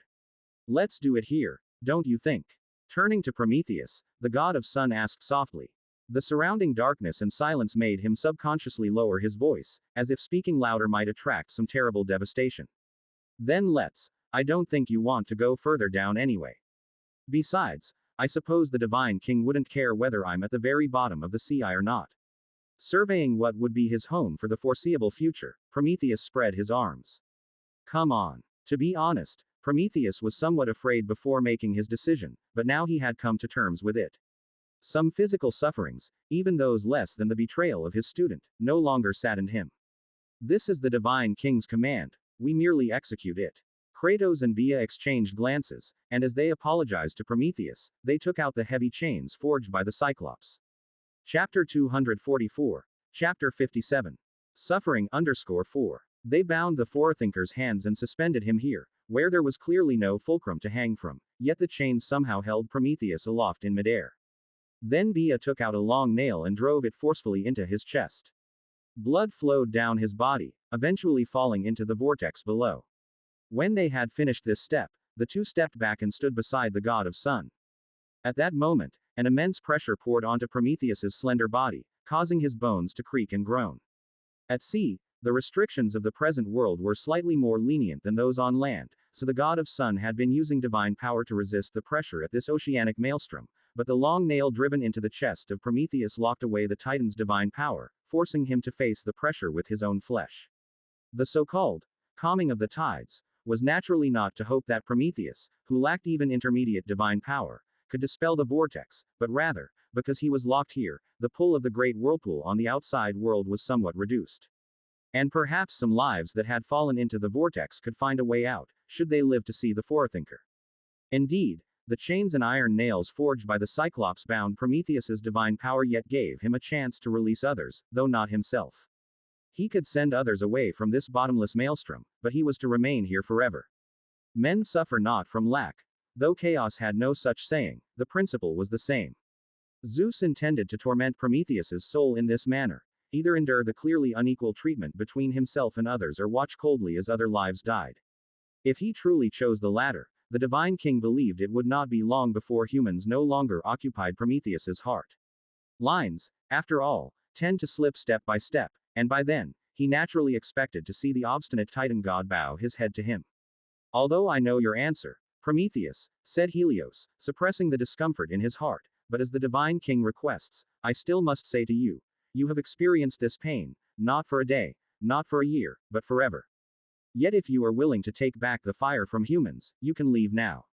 Zeus, although he had punished the fire thief, had slowly come to understand the nature of faith and knew his actions could reduce Prometheus's presence among humans but could not completely destroy his status among them. So, as long as Prometheus was willing to submit to him, Zeus wouldn't mind letting him go. Added nobleman at. Ha, no need. After catching his breath, Prometheus once again refused Zeus's kindness. He looked towards Helios in front of him and managed a difficult smile. It's you, Helios, do you remember what I once said? Sheer power does not bring loyalty, and the divine king has acknowledged this, so what do you think, how long will Zeus tolerate you?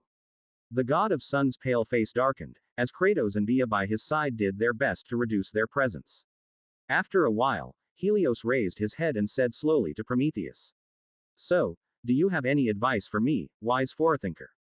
Though I won't heed your seduction, I'm still curious to see what you have to say. Advice? Not as of now. Prometheus spoke from midair where he hung, smiling as if he were anything but a prisoner. You needn't worry now, but if one day another deity qualified to drive the sun chariot comes into being, then you should be careful. However, if you're willing to come occasionally and talk to me about humans, about the changes in the world, when that day does come, I might be able to offer you some advice. HMPH, do you think I would defy the divine king's orders? Casting a glance at Kratos and Bia, Helios snorted coldly. Who can predict the future? Remain here forever, suffer the agony of eternal life, which is surely a torture worse than eternal rest, he retorted, and without another word, Helios flew upward, eager to leave the place. Kratos and Bia followed him closely, maintaining their silence. Soon, the maelstrom quieted down. With Helios's departure, darkness returned to the surroundings. For a moment, if one ignored the pain in the body, Prometheus actually thought the environment wasn't so bad. In small doses, it might even be considered a good thing.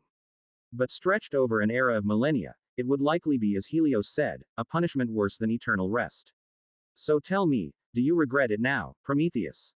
It's hard to tell how much time had passed when suddenly, within the silent dark maelstrom, a voice echoed. I wouldn't say I regret it. After a brief silence, Prometheus spoke lightly. Who are you, a deity of the god of the ocean's lineage, or is it that elder coming to visit this nephew of his? The secrets of faith, still sealed by the divine king, perhaps attracted the attention of some titans, leading them to find their way to him. Prometheus welcomed this, regardless of whether the other was willing to reveal their identity, he would tell the truth. After all, if the deity beyond Olympus could also recognize the significance of humans, it was only then that humans could benefit in the gaps between powers. C245 Chapter 57, Suffering _5. He had previously arranged for the god of sun to come here regularly for this very purpose, for Helios, who frequently traversed the seas, could undoubtedly draw the attention of the master of this sea region. Yet he hadn't expected someone to come looking for him so soon. No regrets, Are you talking about not regretting stealing fire, or do you mean not regretting deceiving the gods? The visitor showed no intention of answering the question, and instead continued to ask. Quote. Neither. Even if I hadn't deceived the gods, bronze humanity wouldn't have had the chance to continue, and the divine king would not have spared me. Added nobleman at. With a tranquil expression, allowing pain to spread and accumulate over his body, Prometheus felt his thoughts were incredibly clear. Rather than commit even more dreadful mistakes in the future because of my pride, the current outcome is already very good. Hey, you sound somewhat like a sage now. A light chuckle sounded, and a gentle light illuminated from around him, allowing Prometheus to see the deity in front of him. A dark-haired young man, looking very familiar, but no matter how much he tried to recall, Prometheus couldn't remember where he had seen him. His memory felt as if it were separated by a layer, elusive as fetching the moon reflected in a well, or observing flowers shrouded in mist. But it didn't matter if he couldn't remember. Looking at the deity before him, Prometheus earnestly requested. Could you save a part of the bronze humanity? Laine was surprised once again, as he looked toward Prometheus, feeling that the deity in front of him was a completely different person from the one that had deceived the gods. It seems you already know that bronze humanity cannot escape their fate. Yes, before Mother Earth awakes, the Divine King will definitely create the next batch of humans, perhaps he's already starting now. Shaking his head with difficulty, Prometheus once again requested. If possible, could you save a part of bronze humanity? Although the Divine King's power is immense, in today's mortal realm, he is not omnipotent. If you can escape his notice, and allow a few of the humans to survive, then when the new mortals are born, you will gain a substantial harvest. A substantial harvest. What you actually mean to say is that once I get a taste of the power of faith, I won't let go of that force. That's what you're thinking, isn't it? Looking at the fire thief whose expression finally showed some change, Laine smiled and shook his head. The other tried to tempt him with benefits, but he was not angered. Laine had no intention of taking offense with a prisoner, and strictly speaking, the other party had merely presented a gold mine. Whether it attracted someone or what actions one took depended entirely on the individual's choice. What Prometheus didn't realize was that the one he sought to attract already had so much gold at home that there was nowhere to put it. With a grab into the void, he produced a paintbrush. Laine suddenly felt inspired. He planned to finish the second painting in the creation of divinity today, the suffering Prometheus. How about I paint you a painting? In return, I can promise you that on a certain day in the not too distant future, when disaster befalls the earth, and mortal lives are nearing their end, I will walk the earth, walk among mortals, and if one prays to me, I will grant them survival. Although the other party had no real power to refuse, Laine still asked politely. If it were just a whim, and if Prometheus was unwilling, then he would leave right there and then. Quote. I am very grateful to you, Your Highness. You are free to do as you wish. I never had the ability to refuse your desire to paint. Perhaps he had spoken too much, causing more blood to seep from his chest. Yet Prometheus did not mind his body. Instead, he looked apologetically at Laine. I do indeed favor humans, but I never intended to put you in danger. Openly defying the will of the Divine King is too dangerous. If the Divine King notices, then let him notice. Interrupting Prometheus's words, with the void as his canvas and the ages as his cloth, Laine began to paint. The theme this time was suffering, but in the painting, Prometheus only occupied an insignificant part. More of it was taken up by mortals and gods. The goodness and wickedness of mortals, and the malevolence and benevolence of gods, all unfolded in the scroll, displaying the myriad facets of life. It depicted not the punished creator, but the mortal realm during the Bronze Age. Since the promise has been made, so it must play out. It is a destined affair. The brush was dipped in bright red, the blood of the fire thief. With the brush in hand, Laine painted at ease. No matter who it is, when I grant them immortality, then in this world, no one can take their life away. C246 Chapter 58. The Treasury. Leaving the great vortex of the East Sea, Laine now had an additional painting in his hand. The painting was a work in progress, but the remaining parts no longer required his brushstrokes. Time and the changes of the ages would add their own hues to it. This time in meeting Prometheus, be it the painting or promises, Laine didn't have any particular purpose. He was simply drawn by the memories of his past and felt compelled to act on his desires. As a deity, he could do as he pleased, and many myths of later generations were spurred by nothing more than the whims of a god or man, which then led to a series of changes. Just as Laine had promised, On the day of bronze humanity's demise, if there was anyone who worshipped him, that person would survive. If all humans worshipped him, then the divine king's disaster would become a joke. Although, given human nature, such an event was impossible, Laine had indeed decided on this plan. He refrained from using his powers in the mortal world, not because he couldn't, but because there was no need. As he had said before, each intervention in the mortal world would escalate into a confrontation with the laws of the mortal world and the spirit realm, growing more intense with each encounter. Yet, the first few clashes were negligible to Laine. He had predicted that there would be few occasions through the third epoch requiring his intervention. It's time to go back. Laine glanced over, and in the spirit realm, all the angels were performing their duties diligently, and the god of sleep also seemed to be hard at work, contributing to the already perfect world of dreaming spirits. His journey through the 9 realms had yielded much. It was about time he processed these acquisitions. However, there wasn't anything pressing in the foreseeable future, so Laine began his ascent, step by step, through the passage he had left, starting from the first level of the spirit realm. Overnight, a fire that was extinguished and then reignited, a creator who suddenly vanished, the divine gifts that lost their marvels, and the beasts that began attacking humans, these sudden calamities had caused a massive uproar within the bronze human tribe. Especially within the great temple dedicated to the divine king. The charred figure lying prostrate on the ground was unrecognizable, but through the accounts of the night watchman, his identity was clarified. Asen, the high priest, one of the creator's favorite disciples, now his tragic state combined with all these changes, led people to the easy conjecture that perhaps he had angered the gods enough to bring down such divine punishment from Olympus. For a moment, the established order of humanity even showed signs of collapse, although due to the short time that had passed, inertia still drove people to carry on with their work and lives. This was thanks, in part, to the arrival of the sacred fire, which prevented this primeval human city from falling apart instantly under the threat of the transcendent beasts and the gods' imminent punishments. High Priest, can we keep hiding this? In the former residence of the Creator, the priests of Aurora City had gathered, and facing the recent turmoil, they too were somewhat panicked. Others might not know, but the priests could probably guess the whole story. The reason for the deity's wrath wasn't just because of Asen, it was the collective sin they all had committed. But for some reason, the gods had not made their accusations explicit. They had taken the Creator but turned a blind eye to the priests. Of course we can. There's no need for you to panic. Unlike the rest of the flustered priests, Momen was exceedingly confident. In fact, many who knew him thought that he looked even healthier and more vigorous than before. The Creator brought us fire, and because of this, the gods also gave up on further punishing humans. Naturally, this matter ended there. I'm not sure if what you're saying is true, nor if the gods have forgiven us, but if they have, do we still need to worship the gods? Upon hearing this, the room fell silent. It was a troublesome matter. After all, the blessings of the deities had been withdrawn. Even if the punishment was lifted because of the Creator, that didn't mean their worship would still receive responses. And without responses, humans, who were accustomed to the fruits of worship, would certainly not be pleased to hear that they could offer sacrifices to the gods but receive no benefits in return. But to straightforwardly cease worship, the priests found it difficult to decide. After all, they couldn't predict whether this would reignite divine wrath, and if sacrifices were no longer needed, the purpose of the priests would become redundant. Even for their own sakes, they weren't keen on just ending the sacrifices. About this matter, I have considered it. There's no rush. Momen's movements were neither rushed nor lax, as if he had everything under control.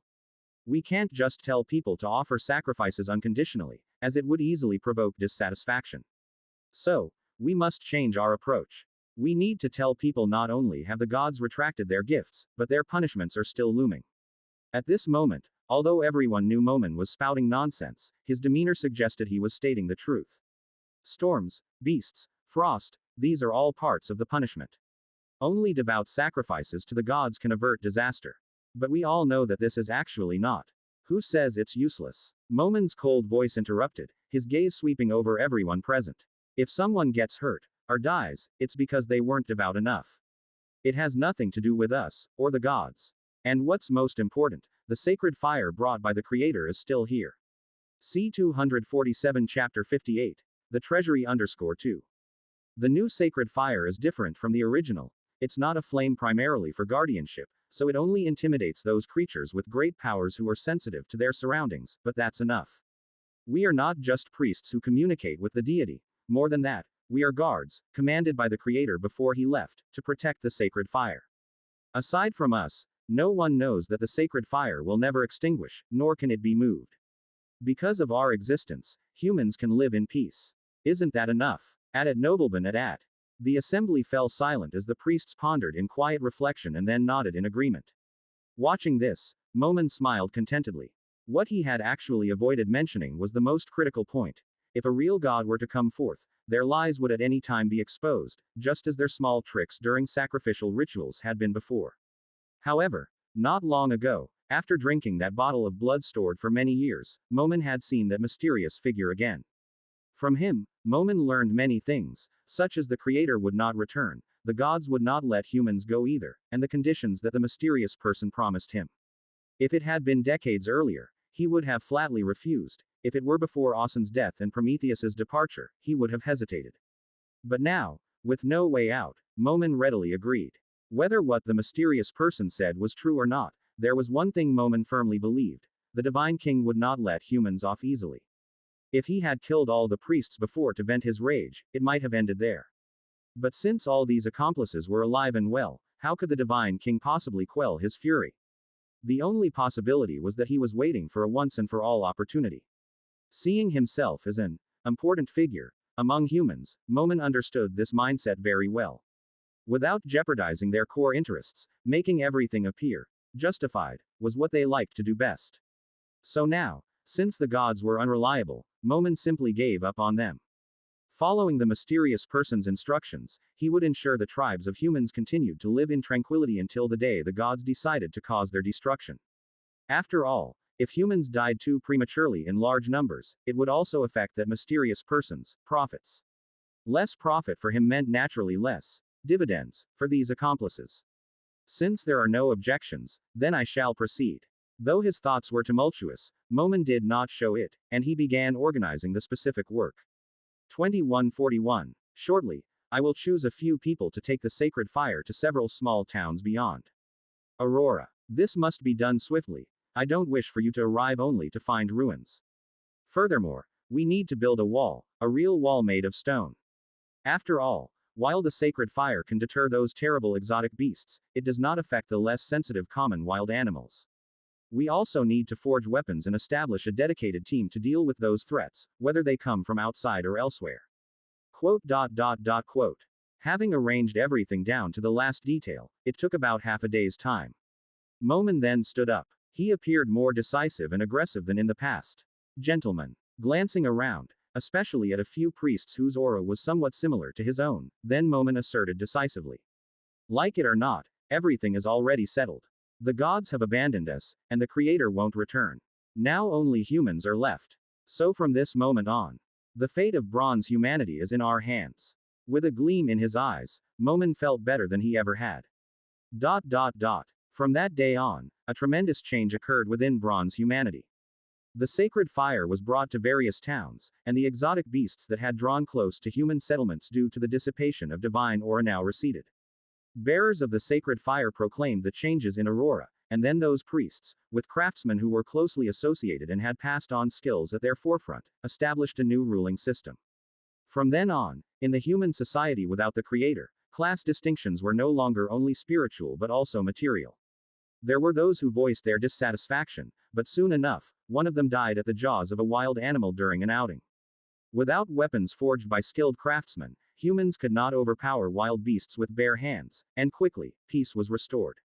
But peace was only superficial, for as humans lost divine blessings, it might not seem apparent now with past accumulations, but soon, due to decreased grain production and the casualty of livestock during grazing, the overall harvest for humans would significantly decline, and an era where no one worried about living materials would become a thing of the past.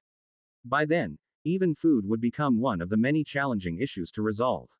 Interestingly enough, as the narrative of divine retribution against humans spread rapidly, certain beings who started paying attention to humans because of their deceit towards the deity suddenly realized that while some people's faith had weakened, many others had become more devout. This epiphany made them acknowledge their previous understanding of faith had been too shallow. Gods and humans differ.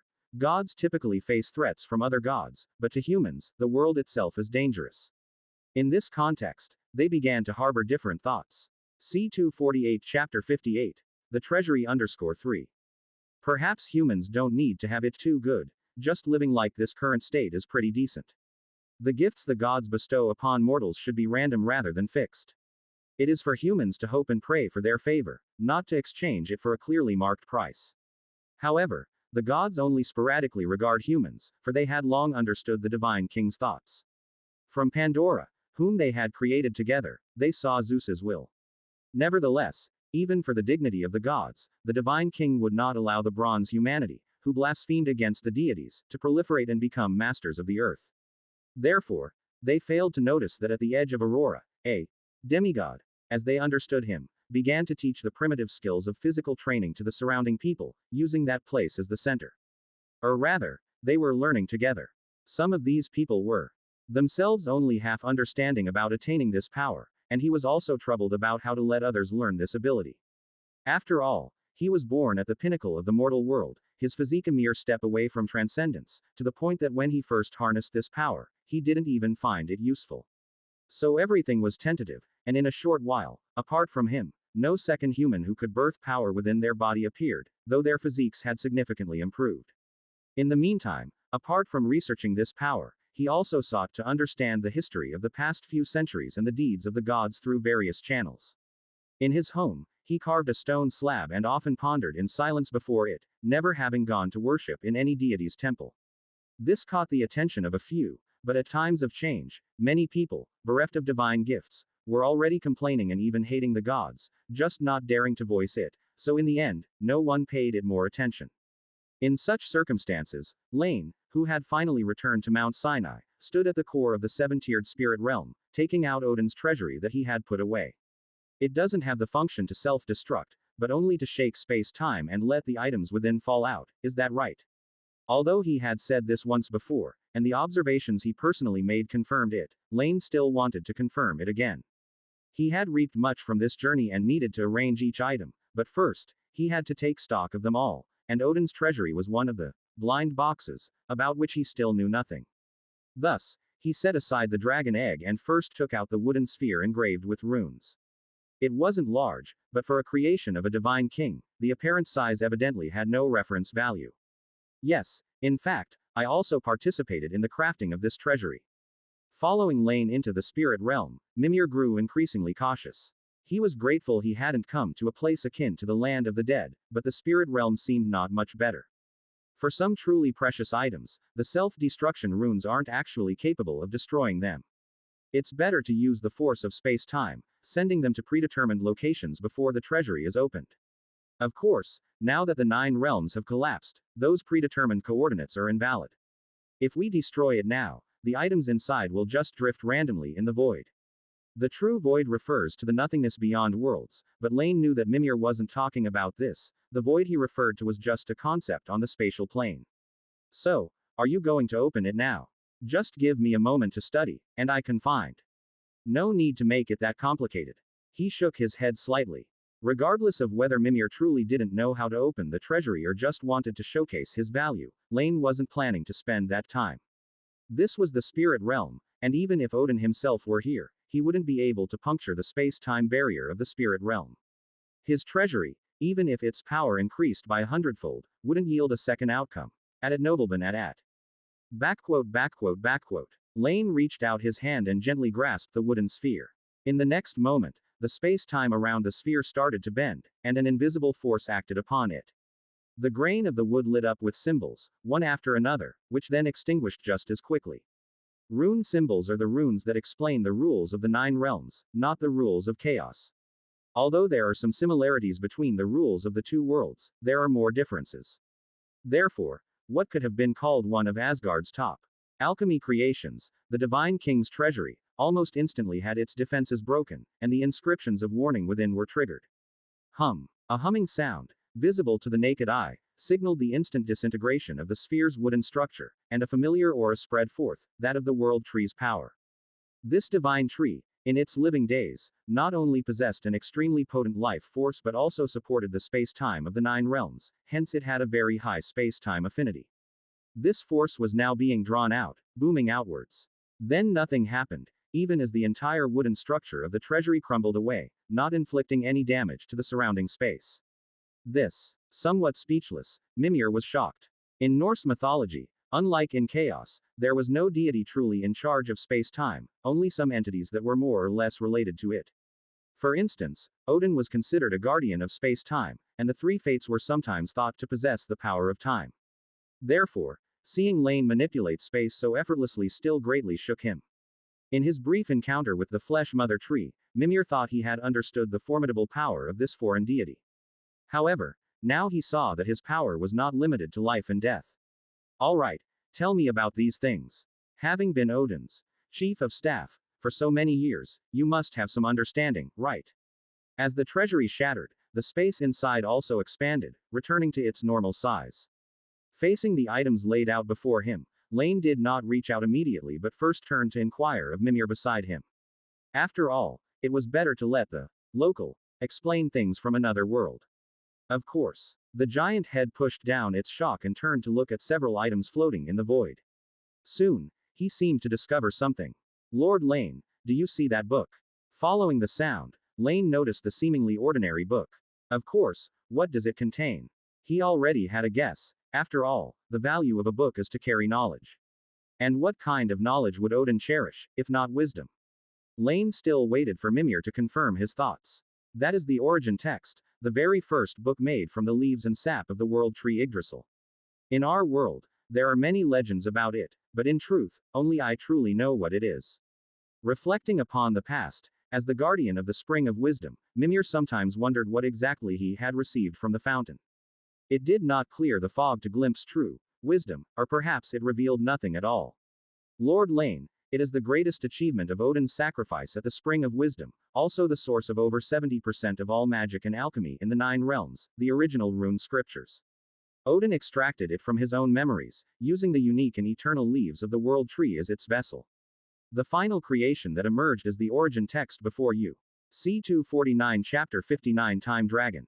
Mystery carries weight, even if it is just a fragment of memory, and the closer to the source, the more apparent this phenomenon becomes. As previously mentioned, at the level of the world, matter, energy, and information are equivalent to each other, and some things of very high essence also possess similar characteristics. The rune scriptures are exactly like this. When Odin had completed the sacrifice of himself unto himself, and picked up these runes from the spring of wisdom, runes which could decipher all things of the world, he thought he could become the master of the world. However, he gradually realized that he simply could not bear the mysteries' weight. If the problem faced by chaos, the primordial gods, was that they could not withstand the continuous assault of the full mighty power and had to walk the world in incarnations to maintain their personas, then Odin faced a similar issue. His own soul and memory simply could not carry all the secrets of the rune symbols. Unlike the primordial gods, however, the rune symbols would not damage Odin's soul, they would just dissipate on their own because the vessel was not perfect enough. The divine king of Asgard could almost foresee that the great power of these runes would gradually fade from his memory until it weakened to a level he could fully endure. Odin naturally couldn't accept this situation. How could the fruits of his near-death efforts simply fade away? Therefore, to preserve his achievements, he thought of a method. The world tree Yggdrasil, its power is unquestionable. If it possessed wisdom, then it would be the most powerful deity in the world. So Odin plucked its most vigorous leaves, both young and old, and fashioned them with the bark into special paper, then branded the runes from his memory onto it. This branding was not mere copying, it was a transference of the mystery they possessed. The result was a success. The power of the rune scriptures no longer faded, it was permanently left in the origin text. Odin relearned the secrets of the runes that he could comprehend by observing the origin text and then spread its existence. However, in the realm of the arcane, the more it spread, the further from the origin it became, and the more its power weakened, so the power of rune symbols often varied greatly. In the hands of certain beings, they could predict the future and forge divine artifacts, but among mortals, they even gradually became mere common symbols, retaining only a faint symbolic concept. The runes are still those runes, but the mystery contained within is entirely different. So, the runes on the origin text could also be considered as the source of the 9 realms scripts. Feeling somewhat amused, Laine recalled a certain language and innate script deity of the past, who, of course, he should now refer to with her new name, the mother of demons Moya. It seems that, in the grand scheme of things, he really is fated with the matter of writing. Perhaps the scripts of the spirit realm are destined to evolve step by step in his hands, ultimately becoming the entity that interprets the mysteries of all rules in the world. Without haste in perusing the origin text, Laine looked towards Mimir. Continue. Then, what's next? With the first treasure being so precious, Laine became even more interested in Odin's vault. Although the power of the rune scriptures greatly diminished due to the changing of the world, what Laine valued was not the power. He needed information, the analysis of the world's rules within, and the original runes in the origin text would undoubtedly help him accomplish this step well. That ring, it is Odin's Draupnir. Without any suspense, following Mimir's indication, Laine noticed a lush and dazzling ring. He had heard about it in later myths. It was the divine artifact given to Odin by the dwarf brothers Sindri and Brokkr in the incident involving Sif's golden hair. These dwarf brothers, like Chaos's Hephaestus and the Cyclops, possessed transcendent smithing skills. Besides Draupnir, the hammer of Thor, Mjolnir, was also one of their masterpieces. An ornament is also stored in Odin's vault. He casually asked. As for the fact in the myths that this ring was destroyed, Laine was not too surprised. That might have been a replica. In the eyes of mortals, Draupnir is just a treasured possession capable of replicating itself, described thus to reflect Odin's brilliance and greatness. In reality, it is a byproduct of the exploration into the highest realms of alchemy. In response to Laine's skepticism, Mimir immediately explained. One of the ultimate achievements of alchemy is to master the core of material transformation. In the eyes of such beings, a handful of dirt and a chunk of magic metal are indistinguishable. Of course, Draupnir can't do this. It can only perform the transmutation of ordinary items, such as changing stone to gold, or self-replication. Changing stone to gold. I can easily do that with divine power as well. Summoning Draupnir. Laine had little knowledge of alchemy, mostly just some principles from later times which are somewhat true but not quite. And as for altering the properties of materials, or immortality, or creating souls, he himself could do it, so he naturally had never taken an interest in the birth of alchemy. It's different. Changes under the effect of divine power or changes under external force. The divine power consumed to transform a bowl of running water into a gold nugget differs from transforming it into magical spring water, but alchemy is different. See 250 Chapter 59 Time Dragon _2. Theoretically, once you understand the most fundamental principle, then all changes in the universe are no different to you, because at a certain level, everything is equivalent. With a brief explanation, Mimir added. However, this is only what I understand. In fact, I am not adept at alchemy. I can see that. Nodding slightly, Laine slipped the Draupnir onto his own finger. Equivalent exchange. Perhaps the ultimate goal of alchemy is like the world itself, equating matter, energy, and information, reducing 3 to 2, and 2 to 1, until grasping the very origin. But probably no one, God or man, has truly accomplished this step because it implies that his wisdom has reached an understanding of the origin, something even I am incapable of. Next, the so-called pinnacle of alchemy might or might not exist, yet Laine could see the ultimate of deity and was walking that path. Therefore, the ring was of little use to him. It was merely a catalyst, at least for now, as Laine had no intention of delving into the technology of this mythic world from scratch. Beyond these 2 treasures, there were 6 more items in the treasury. 2 small bottles containing unknown liquids, a crystal box filled with leaves. Laine didn't need to ask, he could recognize them, the tender leaves of the world tree, probably leftovers from the crafting of the origin text. There was also a box filled with gray mist, a treasured sword whose edge was concealed by a scabbard made of amethyst and emerald crystals, and a damaged steel. That sword is called Levadine, symbolizing victory and destruction. It was once a tribute from the Vanir to Asgard, the sheathed sword of Freyr, the god of sun and fertility. I heard that it later fell into the hands of the Titans, but I didn't expect to see it here. Looking at the sword, Mimir seemed a bit surprised. Who knows, perhaps Odin saw something as well. Reaching out, Laine immediately grasped the hilt of the divine sword. Upon touching the hilt, a fiery sensation passed through it, not the warmth of the sun, but the scorching heat of flames. This reminded Laine of a rumor. The sun god Freyr, in his quest to woo a giantess, had lost this treasured sword, which ultimately ended up in the hands of Surtur, lord of the Kingdom of Flames. 1304. This Titan leader reforged the divine artifact and ultimately used it to kill Freyr, who was without a proper weapon during the twilight of the gods, and even brought destruction upon the mortal realm of Midgard.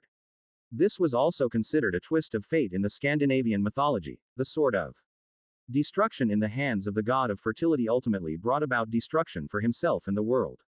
However, clearly, in these 9 realities, where fate had taken a different course, the first half of the sword's history was as before, falling into suitors' hands, but not the second half. No one knows what happened in between, but eventually, it ended up in Odin's hands. Generally, even after being reforged, it only just touches the lower limits of a high-grade artifact. As a weapon, it's already quite remarkable, even surpassing Themis's sword of judgment, but it is of no use to me. Gently evaluating, Laine's fingers brushed across the blade's edge, sending a slight sting through his fingertips.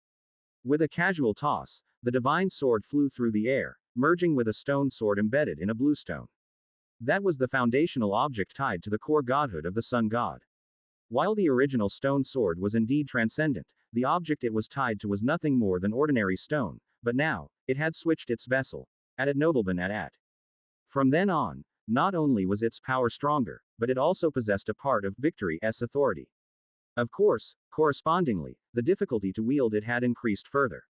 It wasn't just the curse of the great solar incineration, but only those whom it recognized could hold it. For anyone else, it was just an indestructible rock. Let's continue. What are in those 2 bottles? Ripples coursed through space as the stone sword and its pedestal were moved to the heart of Mount Sinai, near the fountain pool nurturing various divine artifacts. As an artifact from the outside world, it needed time to transform before it could become a part of the spirit realm, which was common for most foreign objects. The 2 bottles contain a type of poison and its antidote, Lord Laine. It's crafted from waters refined from Havergalmere spring, the blood of the primordial giant Ymir, and several dreadful things. Its toxicity is unrivaled in the 9 realms, and nearly nothing can counteract this poison. But the Chaos's deity and yours are different. Hoping to kill a deity with a dose of poison is probably wishful thinking. Looking at the 2 bottles, Laine felt an implicit threat. Of course, this was an illusion since the unknown liquid could only threaten his divine body, and that part of his being was the most negligible aspect of his strength. That being said, Laine still collected the 2 small bottles. The effects of toxins tend to be persistent and concealed.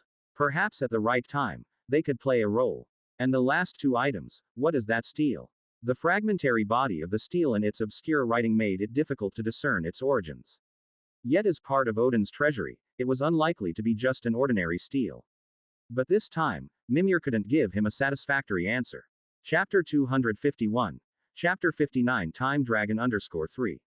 I also don't know its origin. It might be a collection of Odin himself.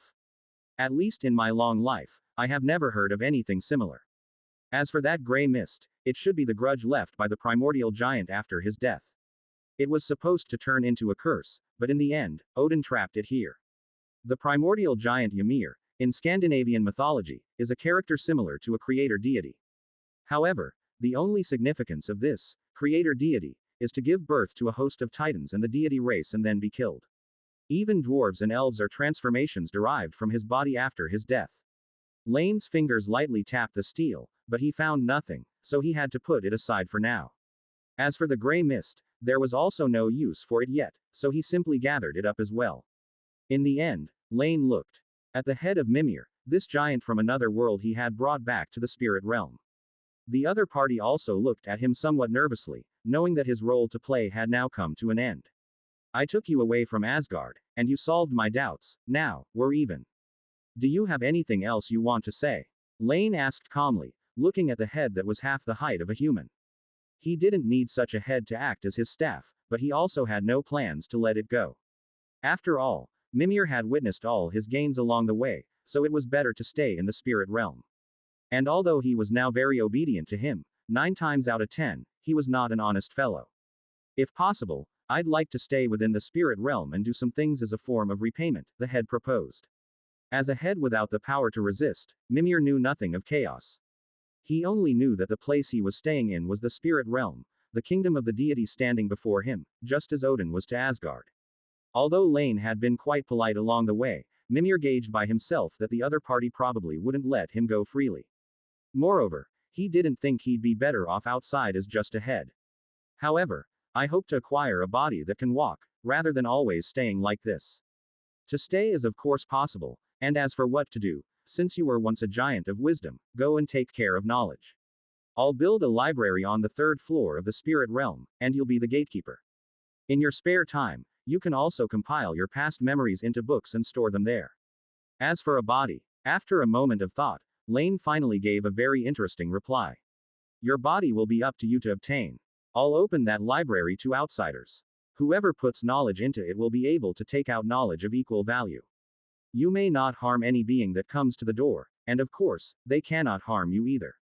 That's the rule I've set. However, you may exchange with them. As long as you do not intentionally deceive them, and they willingly lend you their body, then you can become the master of that body. It's quite fair, isn't it? You're right, I am willing to accept this outcome. Though somewhat disappointed, this was already quite good. Compared to forever being just a head in the Golden Palace, Mimir now at least had a chance to move. He only hoped that more people would come to this library in the future rather than not seeing a single soul for years. Added Nobleman at. Very well, since you've agreed, the deal is now made. I'll come to visit you when I have time, agreed Laine. Nodding, Laine extended a hand and pointed. In the Severa's temple on Mount Sinai, within the divine artifact storing the memories of all creatures of the fourth layer of the all-spirit realm, countless forms of knowledge were extracted and then transformed into volumes of books. Acting under the influence of an invisible force, they systematically arranged themselves into a spontaneously formed, circular library, distributed in a spiral fashion with no visible end above or below. During this process, the skull of Mimir was also brought into the main hall of the circular library, wherefrom it became the steward of this place. With a simple wave of the hand, the library vanished within folding space, and then reappeared in a certain spot on the third layer of the spirit realm. A destiny-driven attraction was placed upon it, so that from then on, any life form seeking certain knowledge might unintentionally find their way here, leaving behind their own and acquiring what they sought.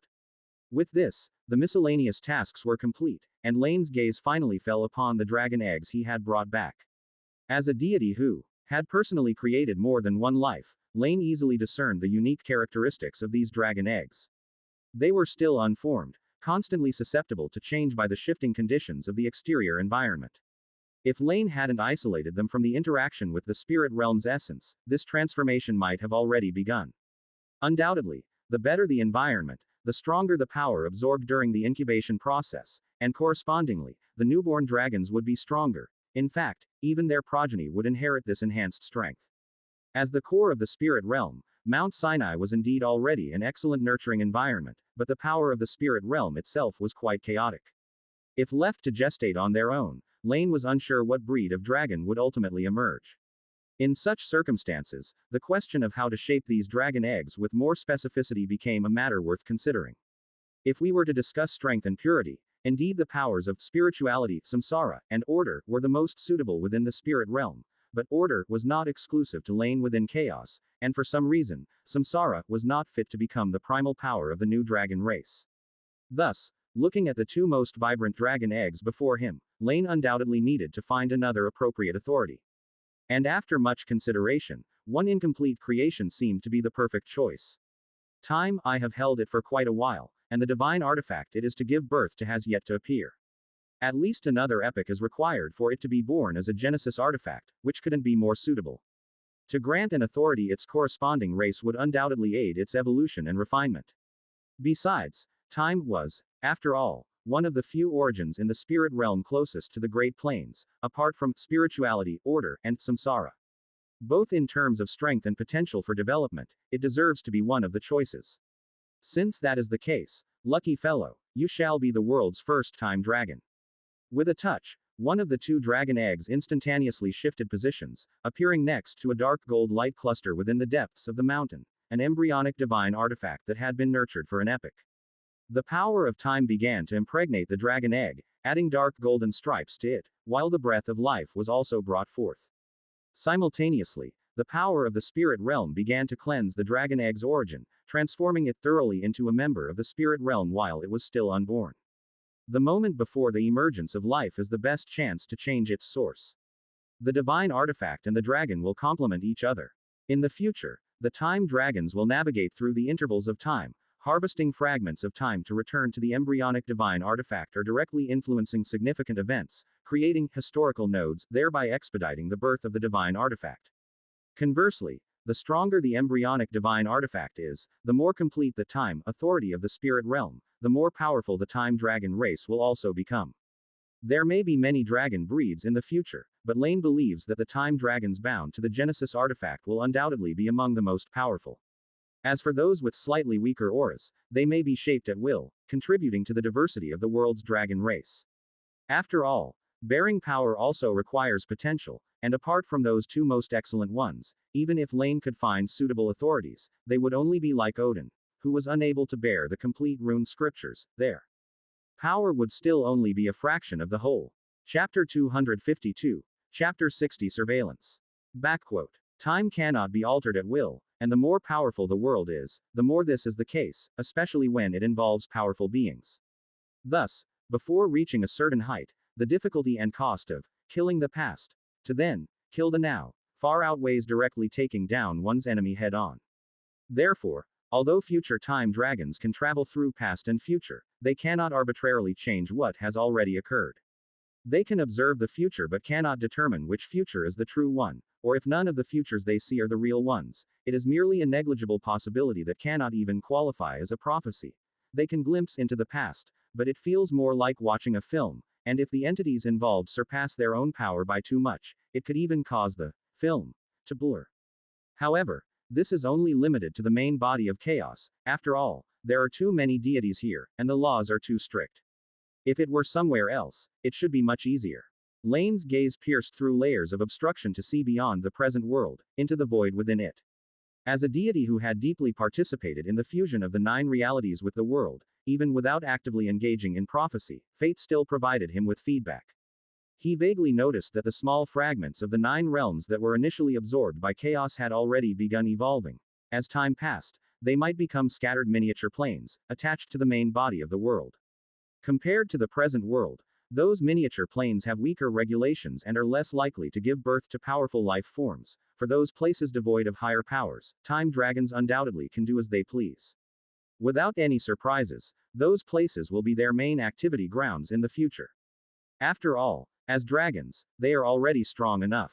But in the chaos world, it is the gods who are the masters of the world.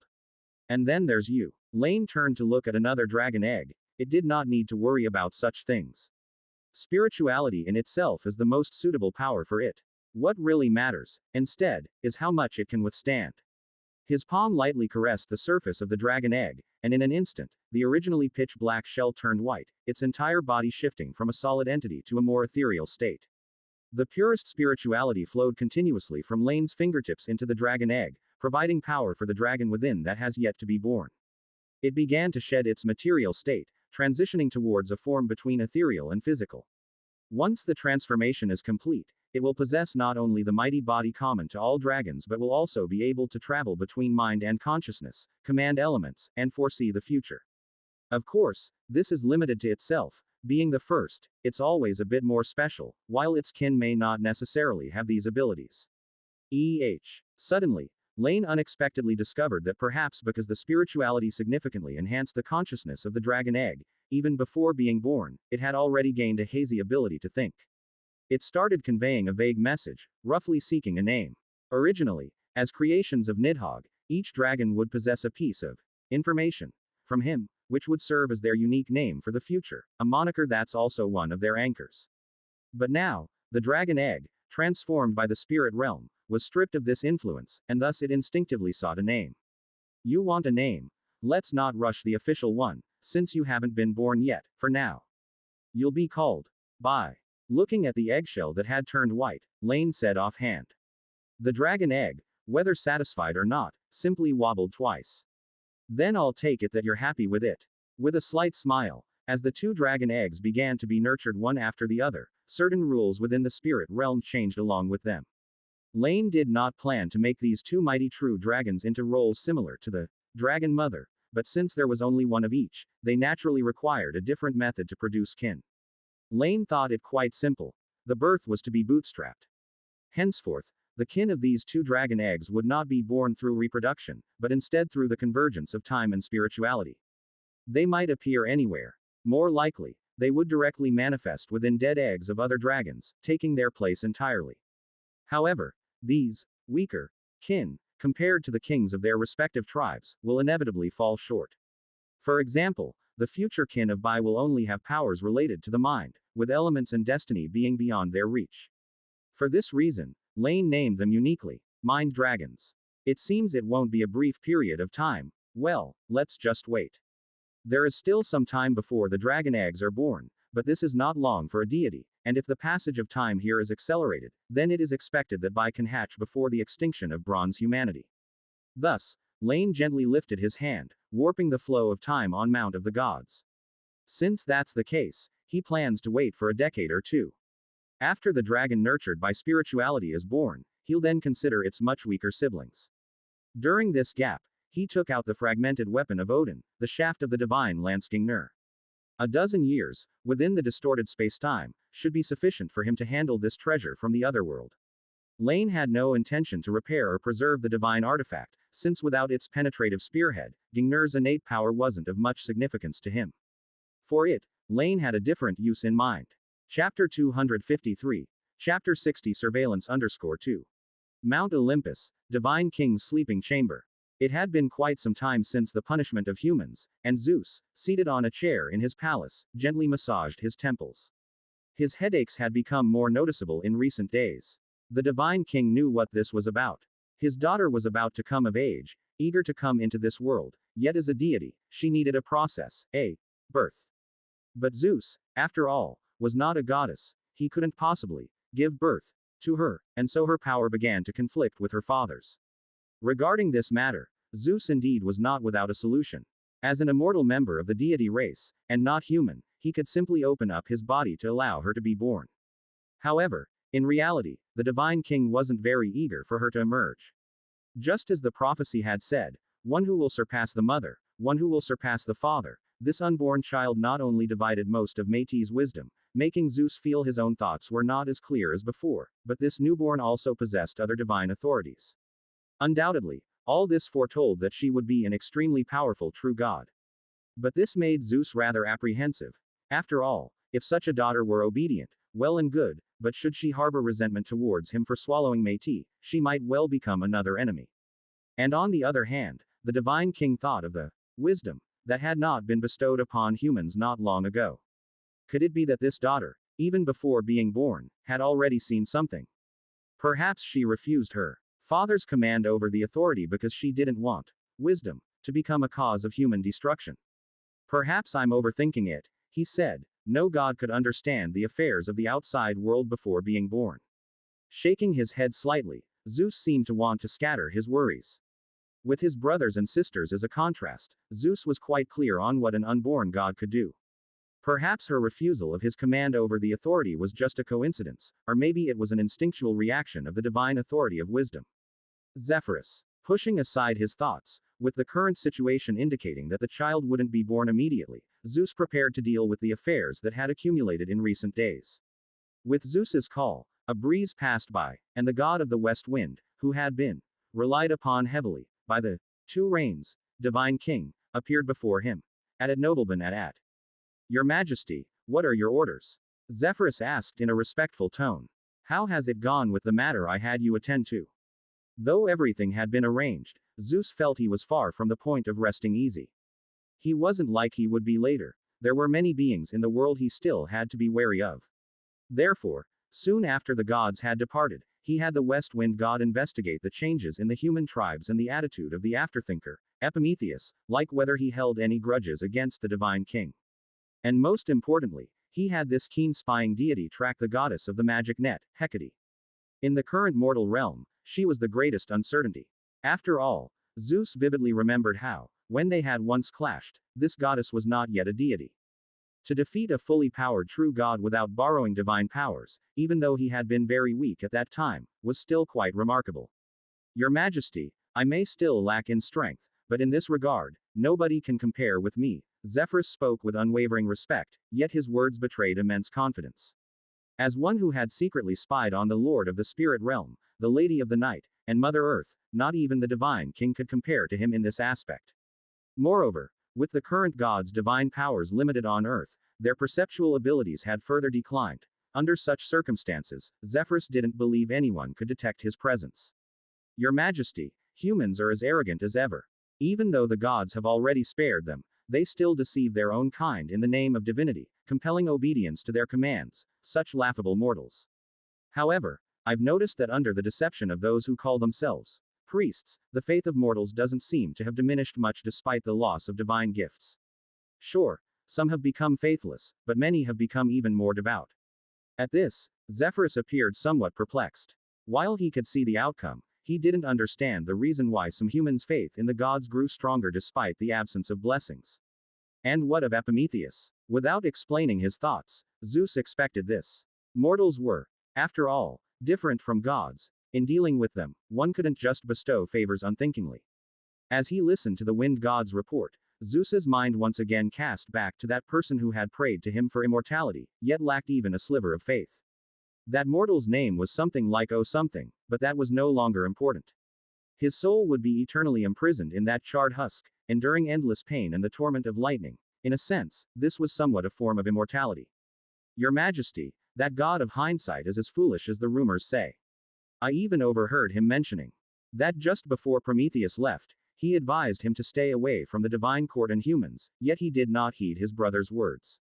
He and that god-made creature live quite well together, even having a daughter, Zephyrus said with a touch of disdain in his voice, thinking that if only Prometheus were half as clever as himself, he wouldn't have ended up upon completely unaware. Chapter 254. Chapter 60 Surveillance_3. Where is that clay jar sent by the king of the underworld? Zeus didn't pay much attention to Prometheus, he only had the god of west wind look after him as a precaution. What truly concerned Zeus was the king of the underworld's gift. Hades volunteered to bear the name of the destroyer of the bronze humanity. As long as someone defied his warning and opened the jar he gave, the gods under his command would use plague and calamity to resolve Zeus's troubles.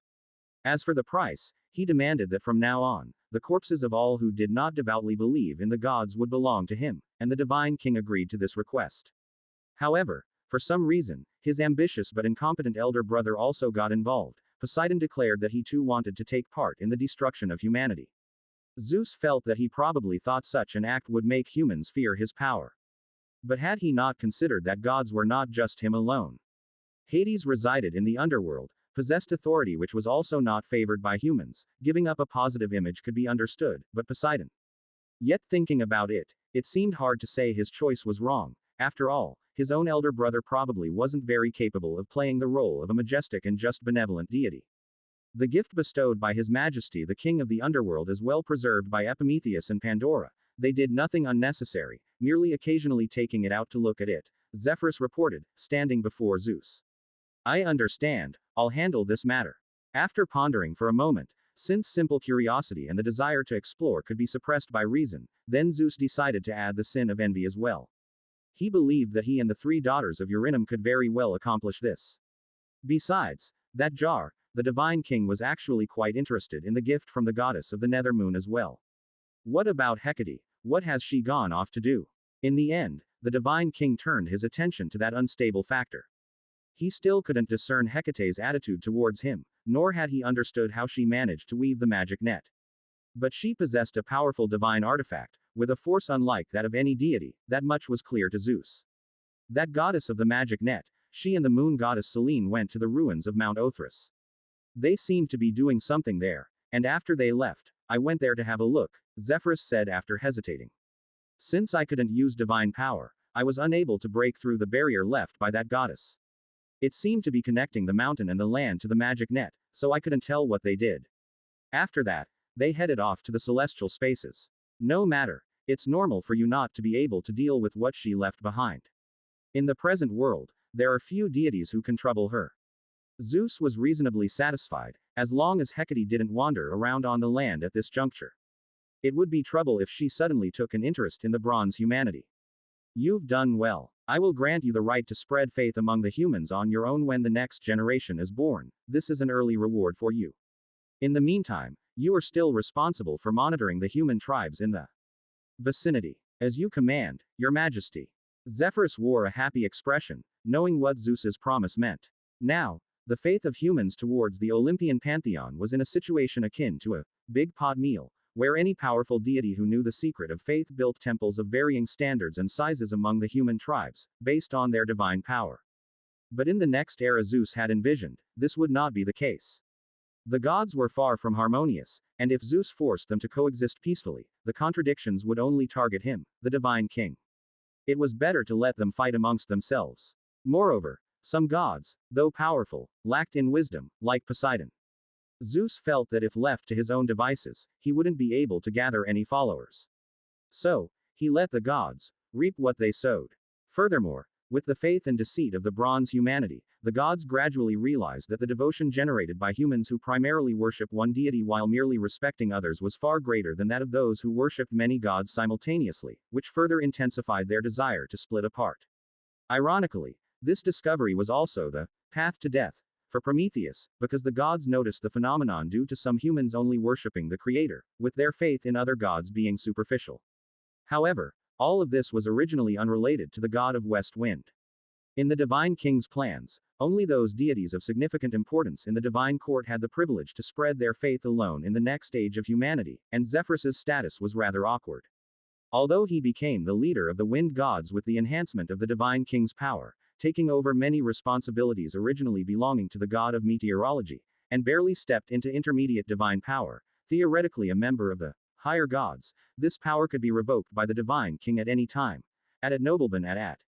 Now, having received Zeus's promise, he finally was able to breathe a sigh of relief. After receiving his orders, the god of west wind left the palace, transforming into a current of air and disappearing without a trace. Behind him, Zeus also nodded silently. The authority of the wind gods was indeed handy for gathering information, as even if divine power was restrained on the land, it could not prevent a deity from transforming into the essence of their godhood. It seemed that neither Hecate nor Prometheus must have noticed his surveillance.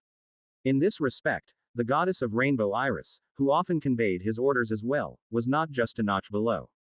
So, in recent years, the divine king had sent her to serve the heavenly empress rather than always staying by his side. Hopefully, nothing unexpected occurs. I also don't know where that intuition of mine came from. Just before, around the time Prometheus was confined to the East Sea, Zeus felt somewhat restless, which is why he accelerated his plans. He was so eager to create Pandora and send her to Prometheus that he seemed a bit hasty. However, soon after, as the master of Olympus, the divine king once again had a mysterious hunch. He felt as if something was approaching Mount Olympus, and there was a tight connection between it and him. As a result, Zeus spent a lot of time meticulously exploring, but in the end, he found nothing. Perhaps I should try a different approach, maybe intuition can lead me to the target better than divine power. With a slight change in his expression, Zeus decided that once the matter of the bronze humanity was concluded, he would let his instincts guide him to see what had triggered his reaction.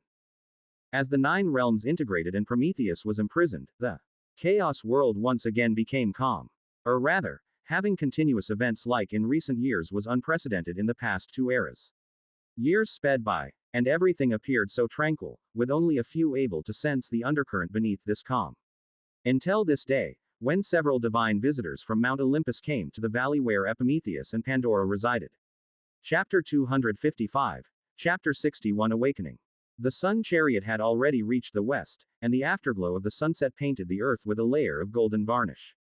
The Afterthinker's residence wasn't far from the human tribes, yet it was separated by a wide river.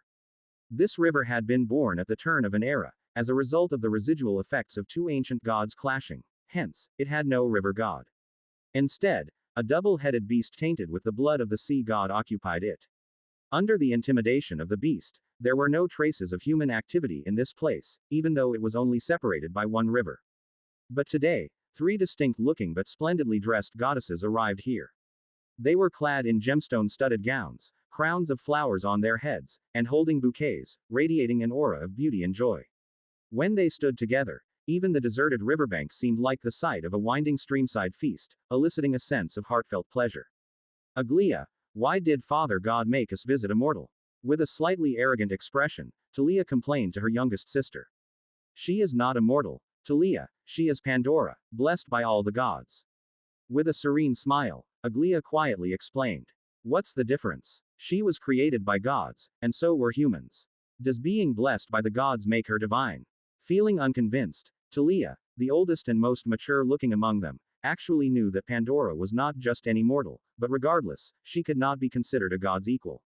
Yet such a person had received a blessing from all the gods, something she had never enjoyed. added nobleman at. Let it go, Talia. Regardless, she has married a deity.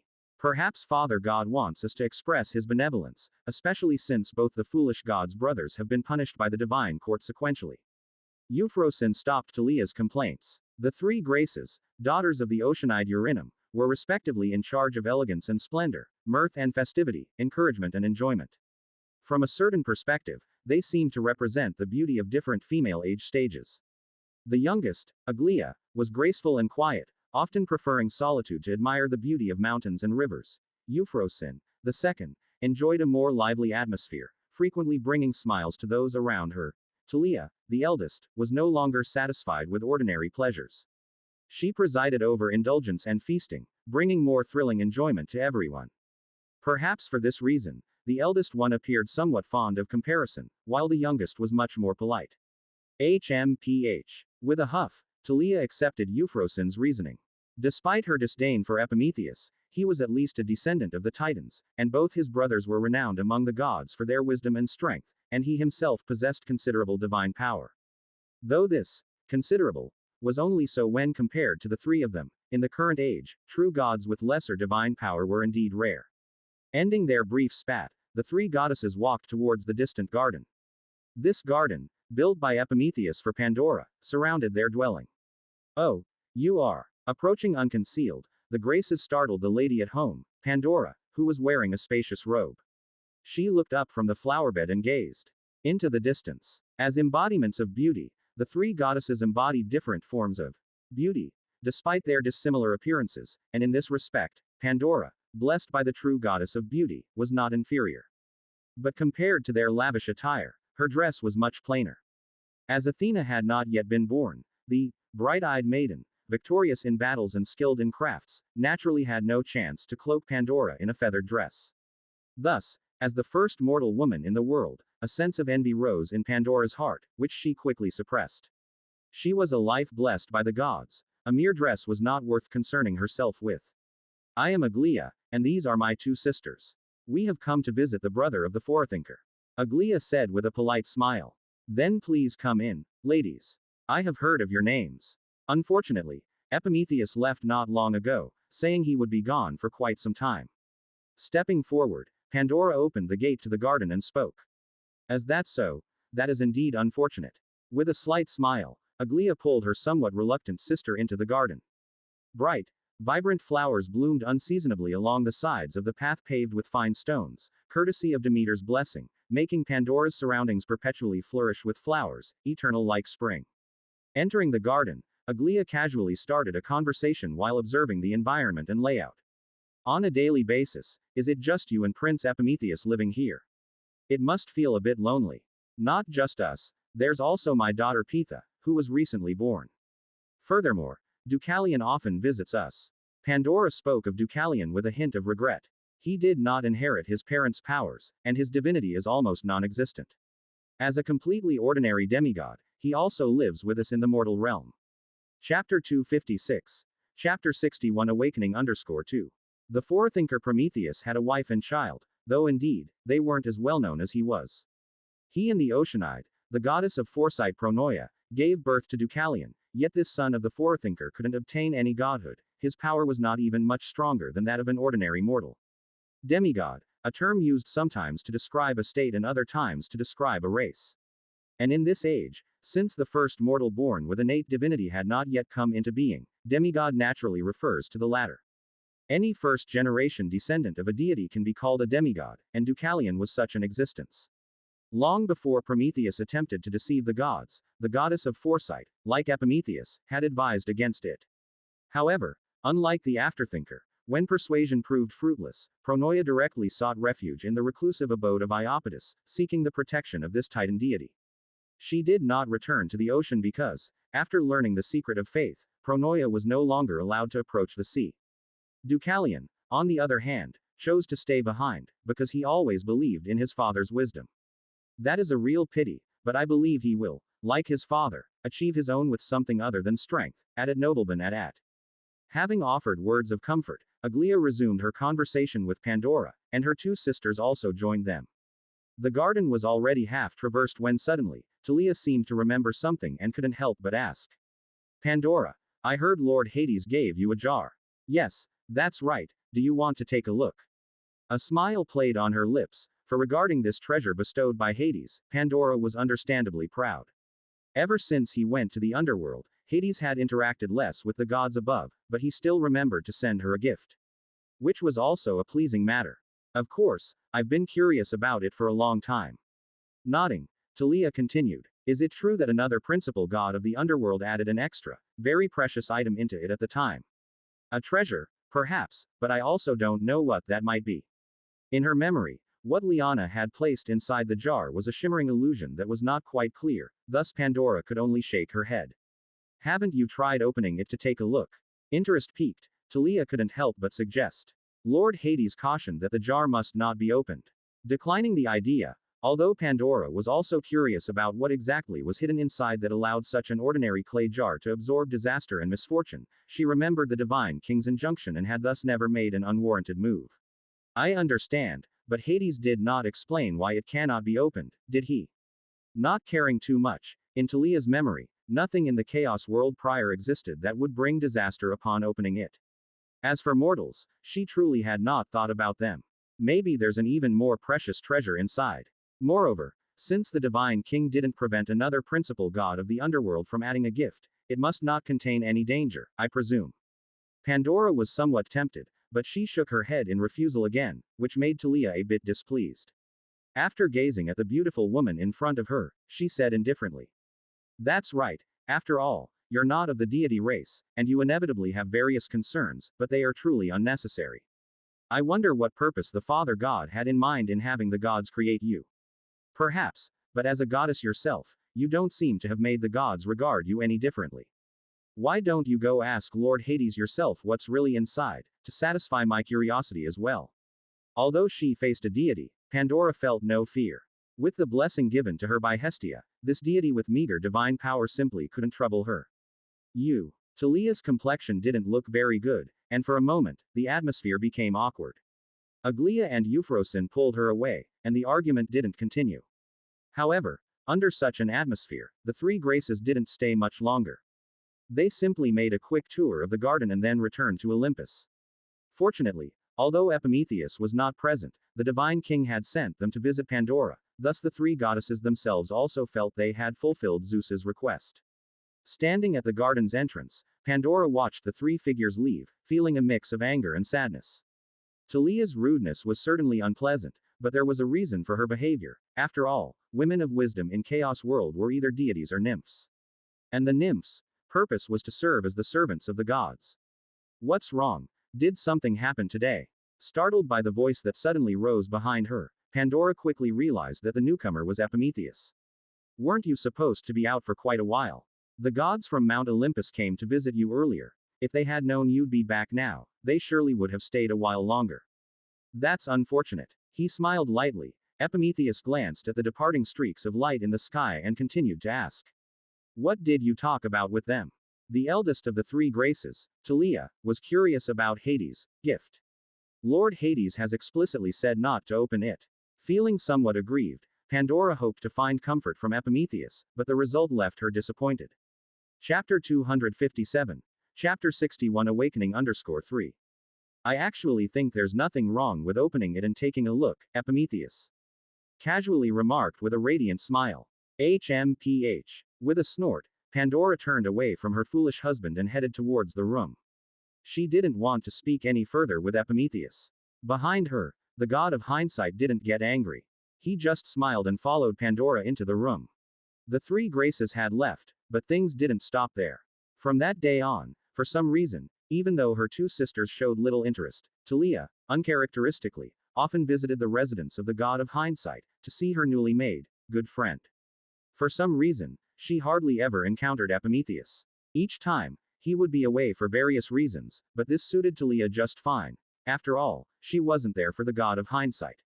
She borrowed a golden crown from the heavenly empress, the scepter of wealth from the goddess of agriculture, had a garland made by the mother goddess, and even borrowed Aphrodite's belt, the divine artifact that could make all the opposite sex fall head over heels. Besides the goddess of law who was recently not in Olympus, she had visited almost every deity of some stature. Even she herself was somewhat surprised by the outcome. Whenever she made her requests, these powerful deities all agreed to lend her what she sought. Talia didn't give it much thought, though, she simply assumed it was out of respect for the divine king. Good things, naturally, should be shared. So, with each treasure she obtained, she would bring them to show her good friend, Pandora. This behavior undoubtedly infuriated Pandora. She complained to her husband about it, but as the rumors among the gods suggested, the dull Prometheus didn't realize Talia's nefarious intentions. Instead, he found it strange. Shouldn't it be a joyous occasion when a good friend comes to show you treasures? Feeling helpless, Pandora gave up on the idea of getting help from her husband. As a non-goddess, with Olympus closed to her, and without the power to meet other deities, she grew even more angry. Time continued to flow, and within the tribes of humans, as well as among the deities, many changes occurred. Within Aurora City, tall walls had been erected, and people often dared to venture into the wilderness only in groups of 3 to 5, dressed in crude protective gear made from animal hides. But, there were some who were different. One day, the priests at the top echelons of Aurora discovered unsettling elements within the city they governed. These individuals possessed physiques far superior to the carefully selected guards, able to kill fierce beasts with claws and fangs on their own. They gathered around a man named Cohen, listening to his tales of the Golden Age, the virtues of the golden humanity, and they followed his teachings to hone their bodies and combat skills. This surprising development left the priests greatly astonished. However, after consulting with the high priest Momen, who dwelled beside the new sacred fire, the latter's response was ambiguous, seemingly with no intention of taking action. Some priests didn't understand why, but many more knew they had already become insiders with Momen. The mysterious figure shrouded in black mist had warned them not to provoke that guy, so they all supported the high priest's decision. And thus, a strange phenomenon arose. An apparently uncontrolled small group emerged within Aurora City, yet curiously, it was overlooked by the city's administrators. In this context, both parties did not interfere with each other's affairs, each busying themselves with their own tasks. However, unlike the priests, Cohen, despite being immersed in various affairs, did not feel happy. All along the way, his steadfast beliefs from the past had been shattered over and over again. Once, the words of the gods were the truth, but now, he felt everything was quite the opposite. What the gods had said seemed rarely true. He noticed that special group entrenched in the upper ranks of bronze humanity. Every so often, some humans would be imbued with that unique bloodline aura. Cohen initially wanted to stop it, but then he gave up. The abilities stemming from the special substance within his body could influence emotions to some extent, making people filled with hope or desolation. It also allowed him to perceive others' feelings more clearly. To his disappointment, those humans tainted with the special aura were far from virtuous. There was no coercion, only temptation. Cohen had even witnessed someone drinking the black blood out of their own free will. Evans, do you think the path humanity is taking now is the right one? Feeling a bit lost, Cohen asked this to the first bronze human he met on a leisurely afternoon, also a good friend he had made over the past years. At Nobleman at. He hadn't expected an answer, but surprisingly, Evans responded seriously. I don't know, Cohen, but if you think it's not right, why not do something about it? Do something. Yes. I always feel like you're lacking a goal.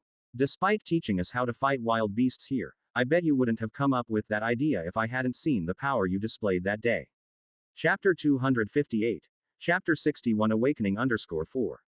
In the past, Evans's personality was somewhat unrestrained, but now, his face was stern as he gripped the bronze sword and viciously cleaved downward. With a clanging collision, the bronze sword sank deeply into the boulder, a feat not achievable by ordinary bronze humanity but one result of the years Evans had spent refining himself. Honestly, I'm not too fond of those priests nowadays. The creator is gone, and everything seems to have undergone a massive change. Yet for me, even if I could split this stone with one sword strike, it wouldn't change anything, but you're different. Turning to gaze into Cohen's eyes, Evans said solemnly. Your power is enough to shatter hills, sever rivers, and if you wish, you can put an end to the priests' actions that you find dissatisfying. If you're unhappy with the current state of Aurora, you could replace those priests and steer the human tribes in the direction you believe is right. If that is the case, why don't you do it? Quote. After a long silence, under Evans's expectant gaze, Cohen exhaled deeply. Because I don't know what is right, Evans. But you once told me about the Golden Age. The golden humanity had unwavering faith, They believed that the gods were omniscient, omnipotent, and that they were flawless.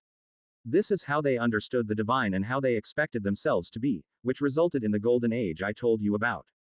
Cohen looked at his friend and asked earnestly, "What about you? Can you find an object for your thoughts now, telling yourself, striving in this direction is definitely right?" "I cannot." The image of the goddess of Hearthfire flashed through his mind, but Evans truly couldn't convince himself as the goddess no longer responded to humans. "That's why I'm somewhat aimless. I don't know what is right. Just like now, even if I replaced the priests by force, how could I ensure I would make humanity better rather than worse? At least now, everyone can live normally, even if things are somewhat worse than before. Striving in the wrong direction only leads to the wrong outcome. The harder you try, the more incorrect it becomes. That's another reason I feel lost." Shaking his head slightly, Cohen no longer dwelled on such gloomy matters but shifted the conversation. "All right, enough about that. I've recently discovered that letting the energy inside the body oscillate in a specific rhythm can unleash greater power. However, if the rhythm is off, it can harm oneself. I've already tried it. Do you want to give it a go?" "Of course, I too dream of one day battling the wild beasts outside the wilderness." Cohen's change of subject was abrupt, but Evans roughly understood his thoughts. Perhaps having grown accustomed to faith, even though now freed from its shackles, it was hard to regain confidence in their own decisions for a while. In this regard, Evans wasn't much better off than bronze humanity. They followed the guidance of the priests because of their close relationship with the gods and the Creator. Even though one had abandoned them and the other had left, humans still instinctively chose to obey. If decades were like this, think of millennia. So the sounds of practice resumed, as if the earlier conversation had been forgotten by both of them. However, at night, when Cohen was lying alone in his bed, he couldn't help but think again about these issues. Lately, he had been lacking direction. Perhaps humans do need a god, but certainly not those entities with thoughts like those of ordinary people. Musing silently, Cohen questioned himself. Faith in the mythic world held power, but even discounting that power, it could still fill people with hope and offer solace. Yet the prerequisite was that the object of this faith, and those guiding people towards it, harbored no ill will. He should be great, perfect, like the world itself. He brings down thunder and do not to express delight or wrath towards mortals, but simply because he wishes to, with no other reason. Muttering to himself, Cohen couldn't help but compare the Olympian gods. Such a god, perhaps, is the true God. Maybe the god worshipped by the golden humanity never existed, as this world may not harbor a being that aligns with human morality yet wields incomprehensible power. Cohen sank into contemplation, and at a certain moment, he felt a thread of faith towards the world itself, which then quickly broke. However, once faith had arisen, it did not dissipate, and since chaos would not accept faith, the power began to divide. At noblemen at. Some of it reached the earth, but Mother Earth was still slumbering, unaware of this slight occurrence. Some drifted into the spirit realm, but as Cohen was already a semi-devotee of the spirit realm, this raised no attention. Yet some ventured into places they shouldn't have. At the far reaches of the sky, beyond the touch of mortals, when this faith connected, a vague concept suddenly stirred. This powerful and pure faith, brief as it was, seemed to break an equilibrium, making a colossal entity's finger twitch unconsciously. No one noticed this scene, only Atlas felt momentarily compelled to kneel down under the heavy pressure and then vanished quickly, leaving Atlas to wonder if it was merely an illusion. "This is I. Quote ellipsis quote. Quote ellipsis quote." Imperceptible voices echoed at the edge of the heavens, then fell silent once more. Cohen's contemplation was brief, and soon, everything returned to normal.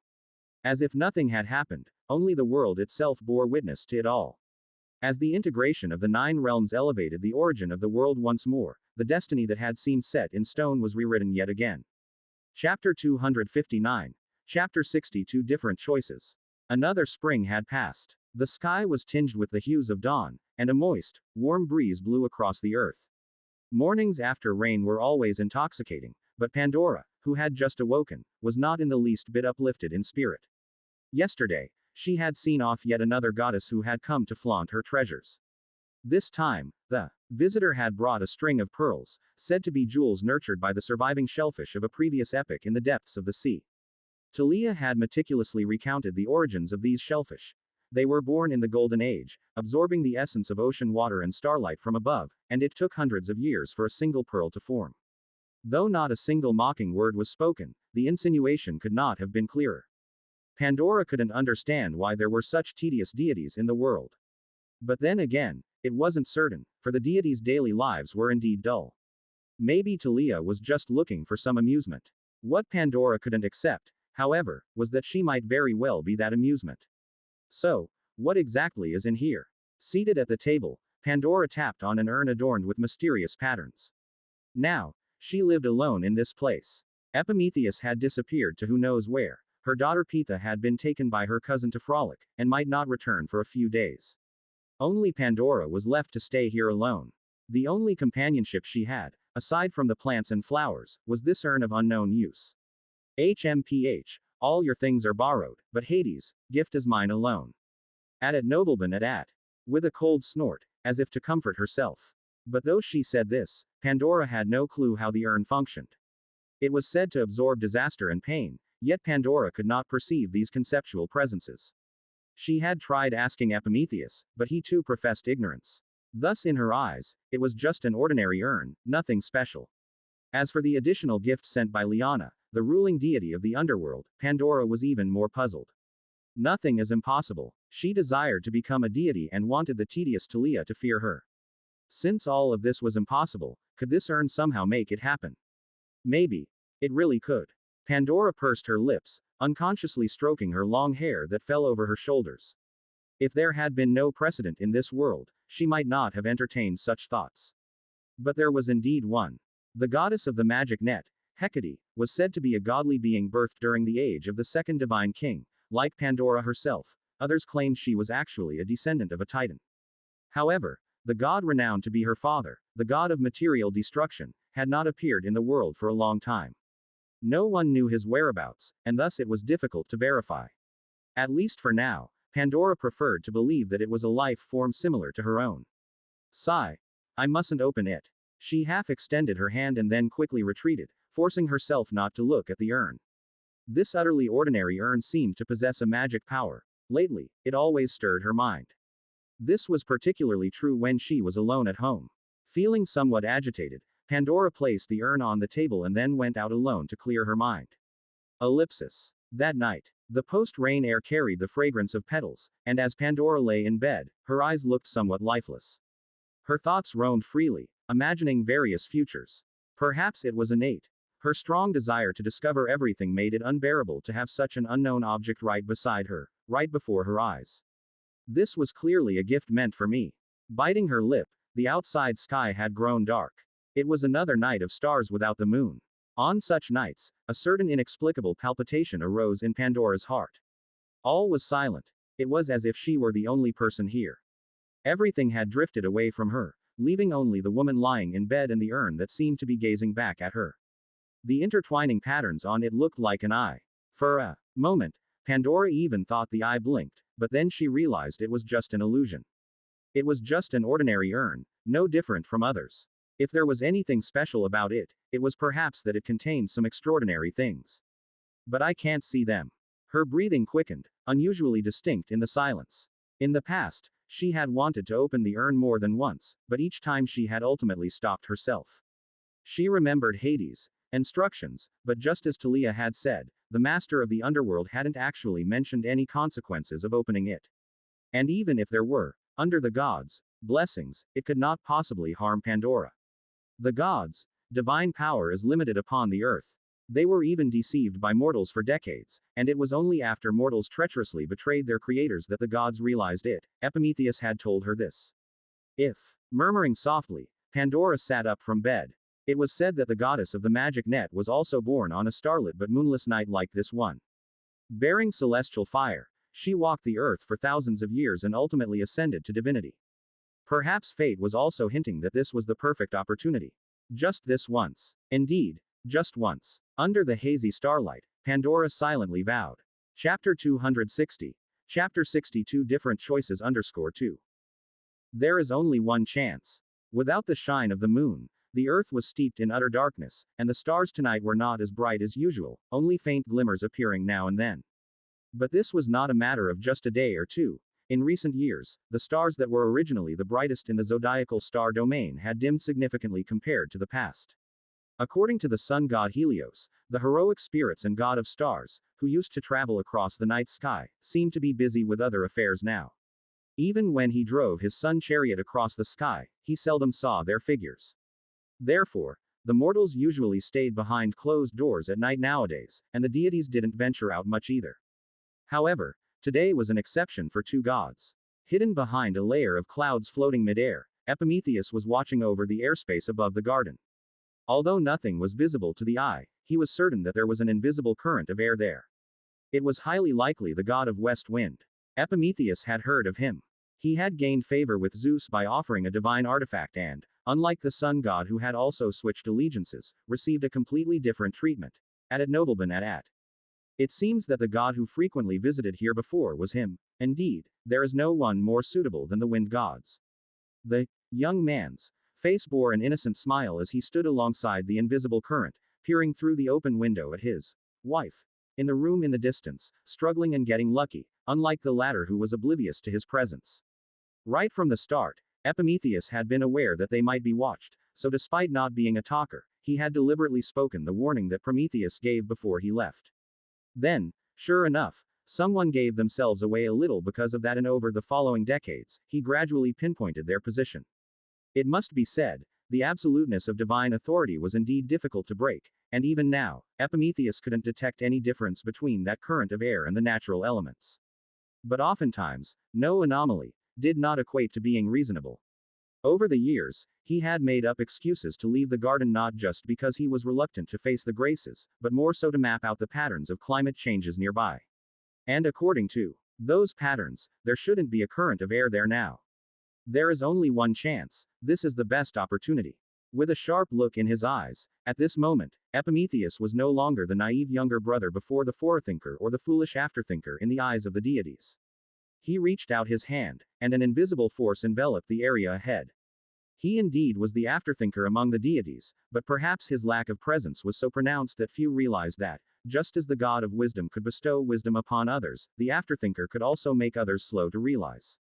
Prometheus unleashed his power, and his authority that worked on consciousness shrouded the place where the current of air was for a moment. Almost immediately, the backlash of the law struck him, his complexion turning deathly pale, but his smile was bright. His judgment was not wrong. The feedback from the authority told him that there was indeed a life form that had been affected by him. You were right, you clearly could change something, but you just don't want to. That describes me quite well. Wiping away the blood that had spilled from the corner of his mouth with a wave of his hand, Prometheus recalled an unexpected encounter in a human tribe some time ago. One was the goddess of the nether moon. Not too long ago, he had seen this powerful deity once more on Mount Olympus. But for the other, he had no recollection, his presence leaving no memory in the afterthinker's heart. Such a terrifying ability was probably just as the goddess of the nether moon had said before, the gift from the lord of the spirit realm. Yet another powerful ancient god, but he was no different from the other deities. Endowed with innate powers, they then demanded from the weak with the attitude of the strong, displaying their arrogance. Is it wrong to be indifferent towards a future that is destined not to change? Prometheus didn't think so. He simply made the right choice. Meaningless defiance was unnecessary. If there was no opportunity, he would have continued to drift with the current all along. But now, seeing the possibility of change right before his eyes, he would not hesitate to act. Just like how his brother deceived the deities, he had chosen the most foolish and meaningless way. Betting his life on insignificant things, only to fail miserably as expected, this was the fate he deserved. In the same regard, as an adversary to the deities, his brother remained loyal to a former divine king of whom now nothing was known, only to eternally suffer the punishment of holding up the sky, which was also a fitting recompense for his stupidity. But he was different. Today, he too would deceive the divine king, but that was only for himself, not any other existence. Apart from him and that foolish woman, nobody would know what happened. Hum. A humming sound rang out, and Prometheus knew that the jar had probably been opened. As if given some command, at this moment, the authority of the gods of the underworld was stirred. Even far beneath the ground, they were still aware that the anchor they had given had left its rightful place. So, in the newly built divine palace within the fields of truth, Hades signaled to his attendants, and the gathered deities quickly took their commands.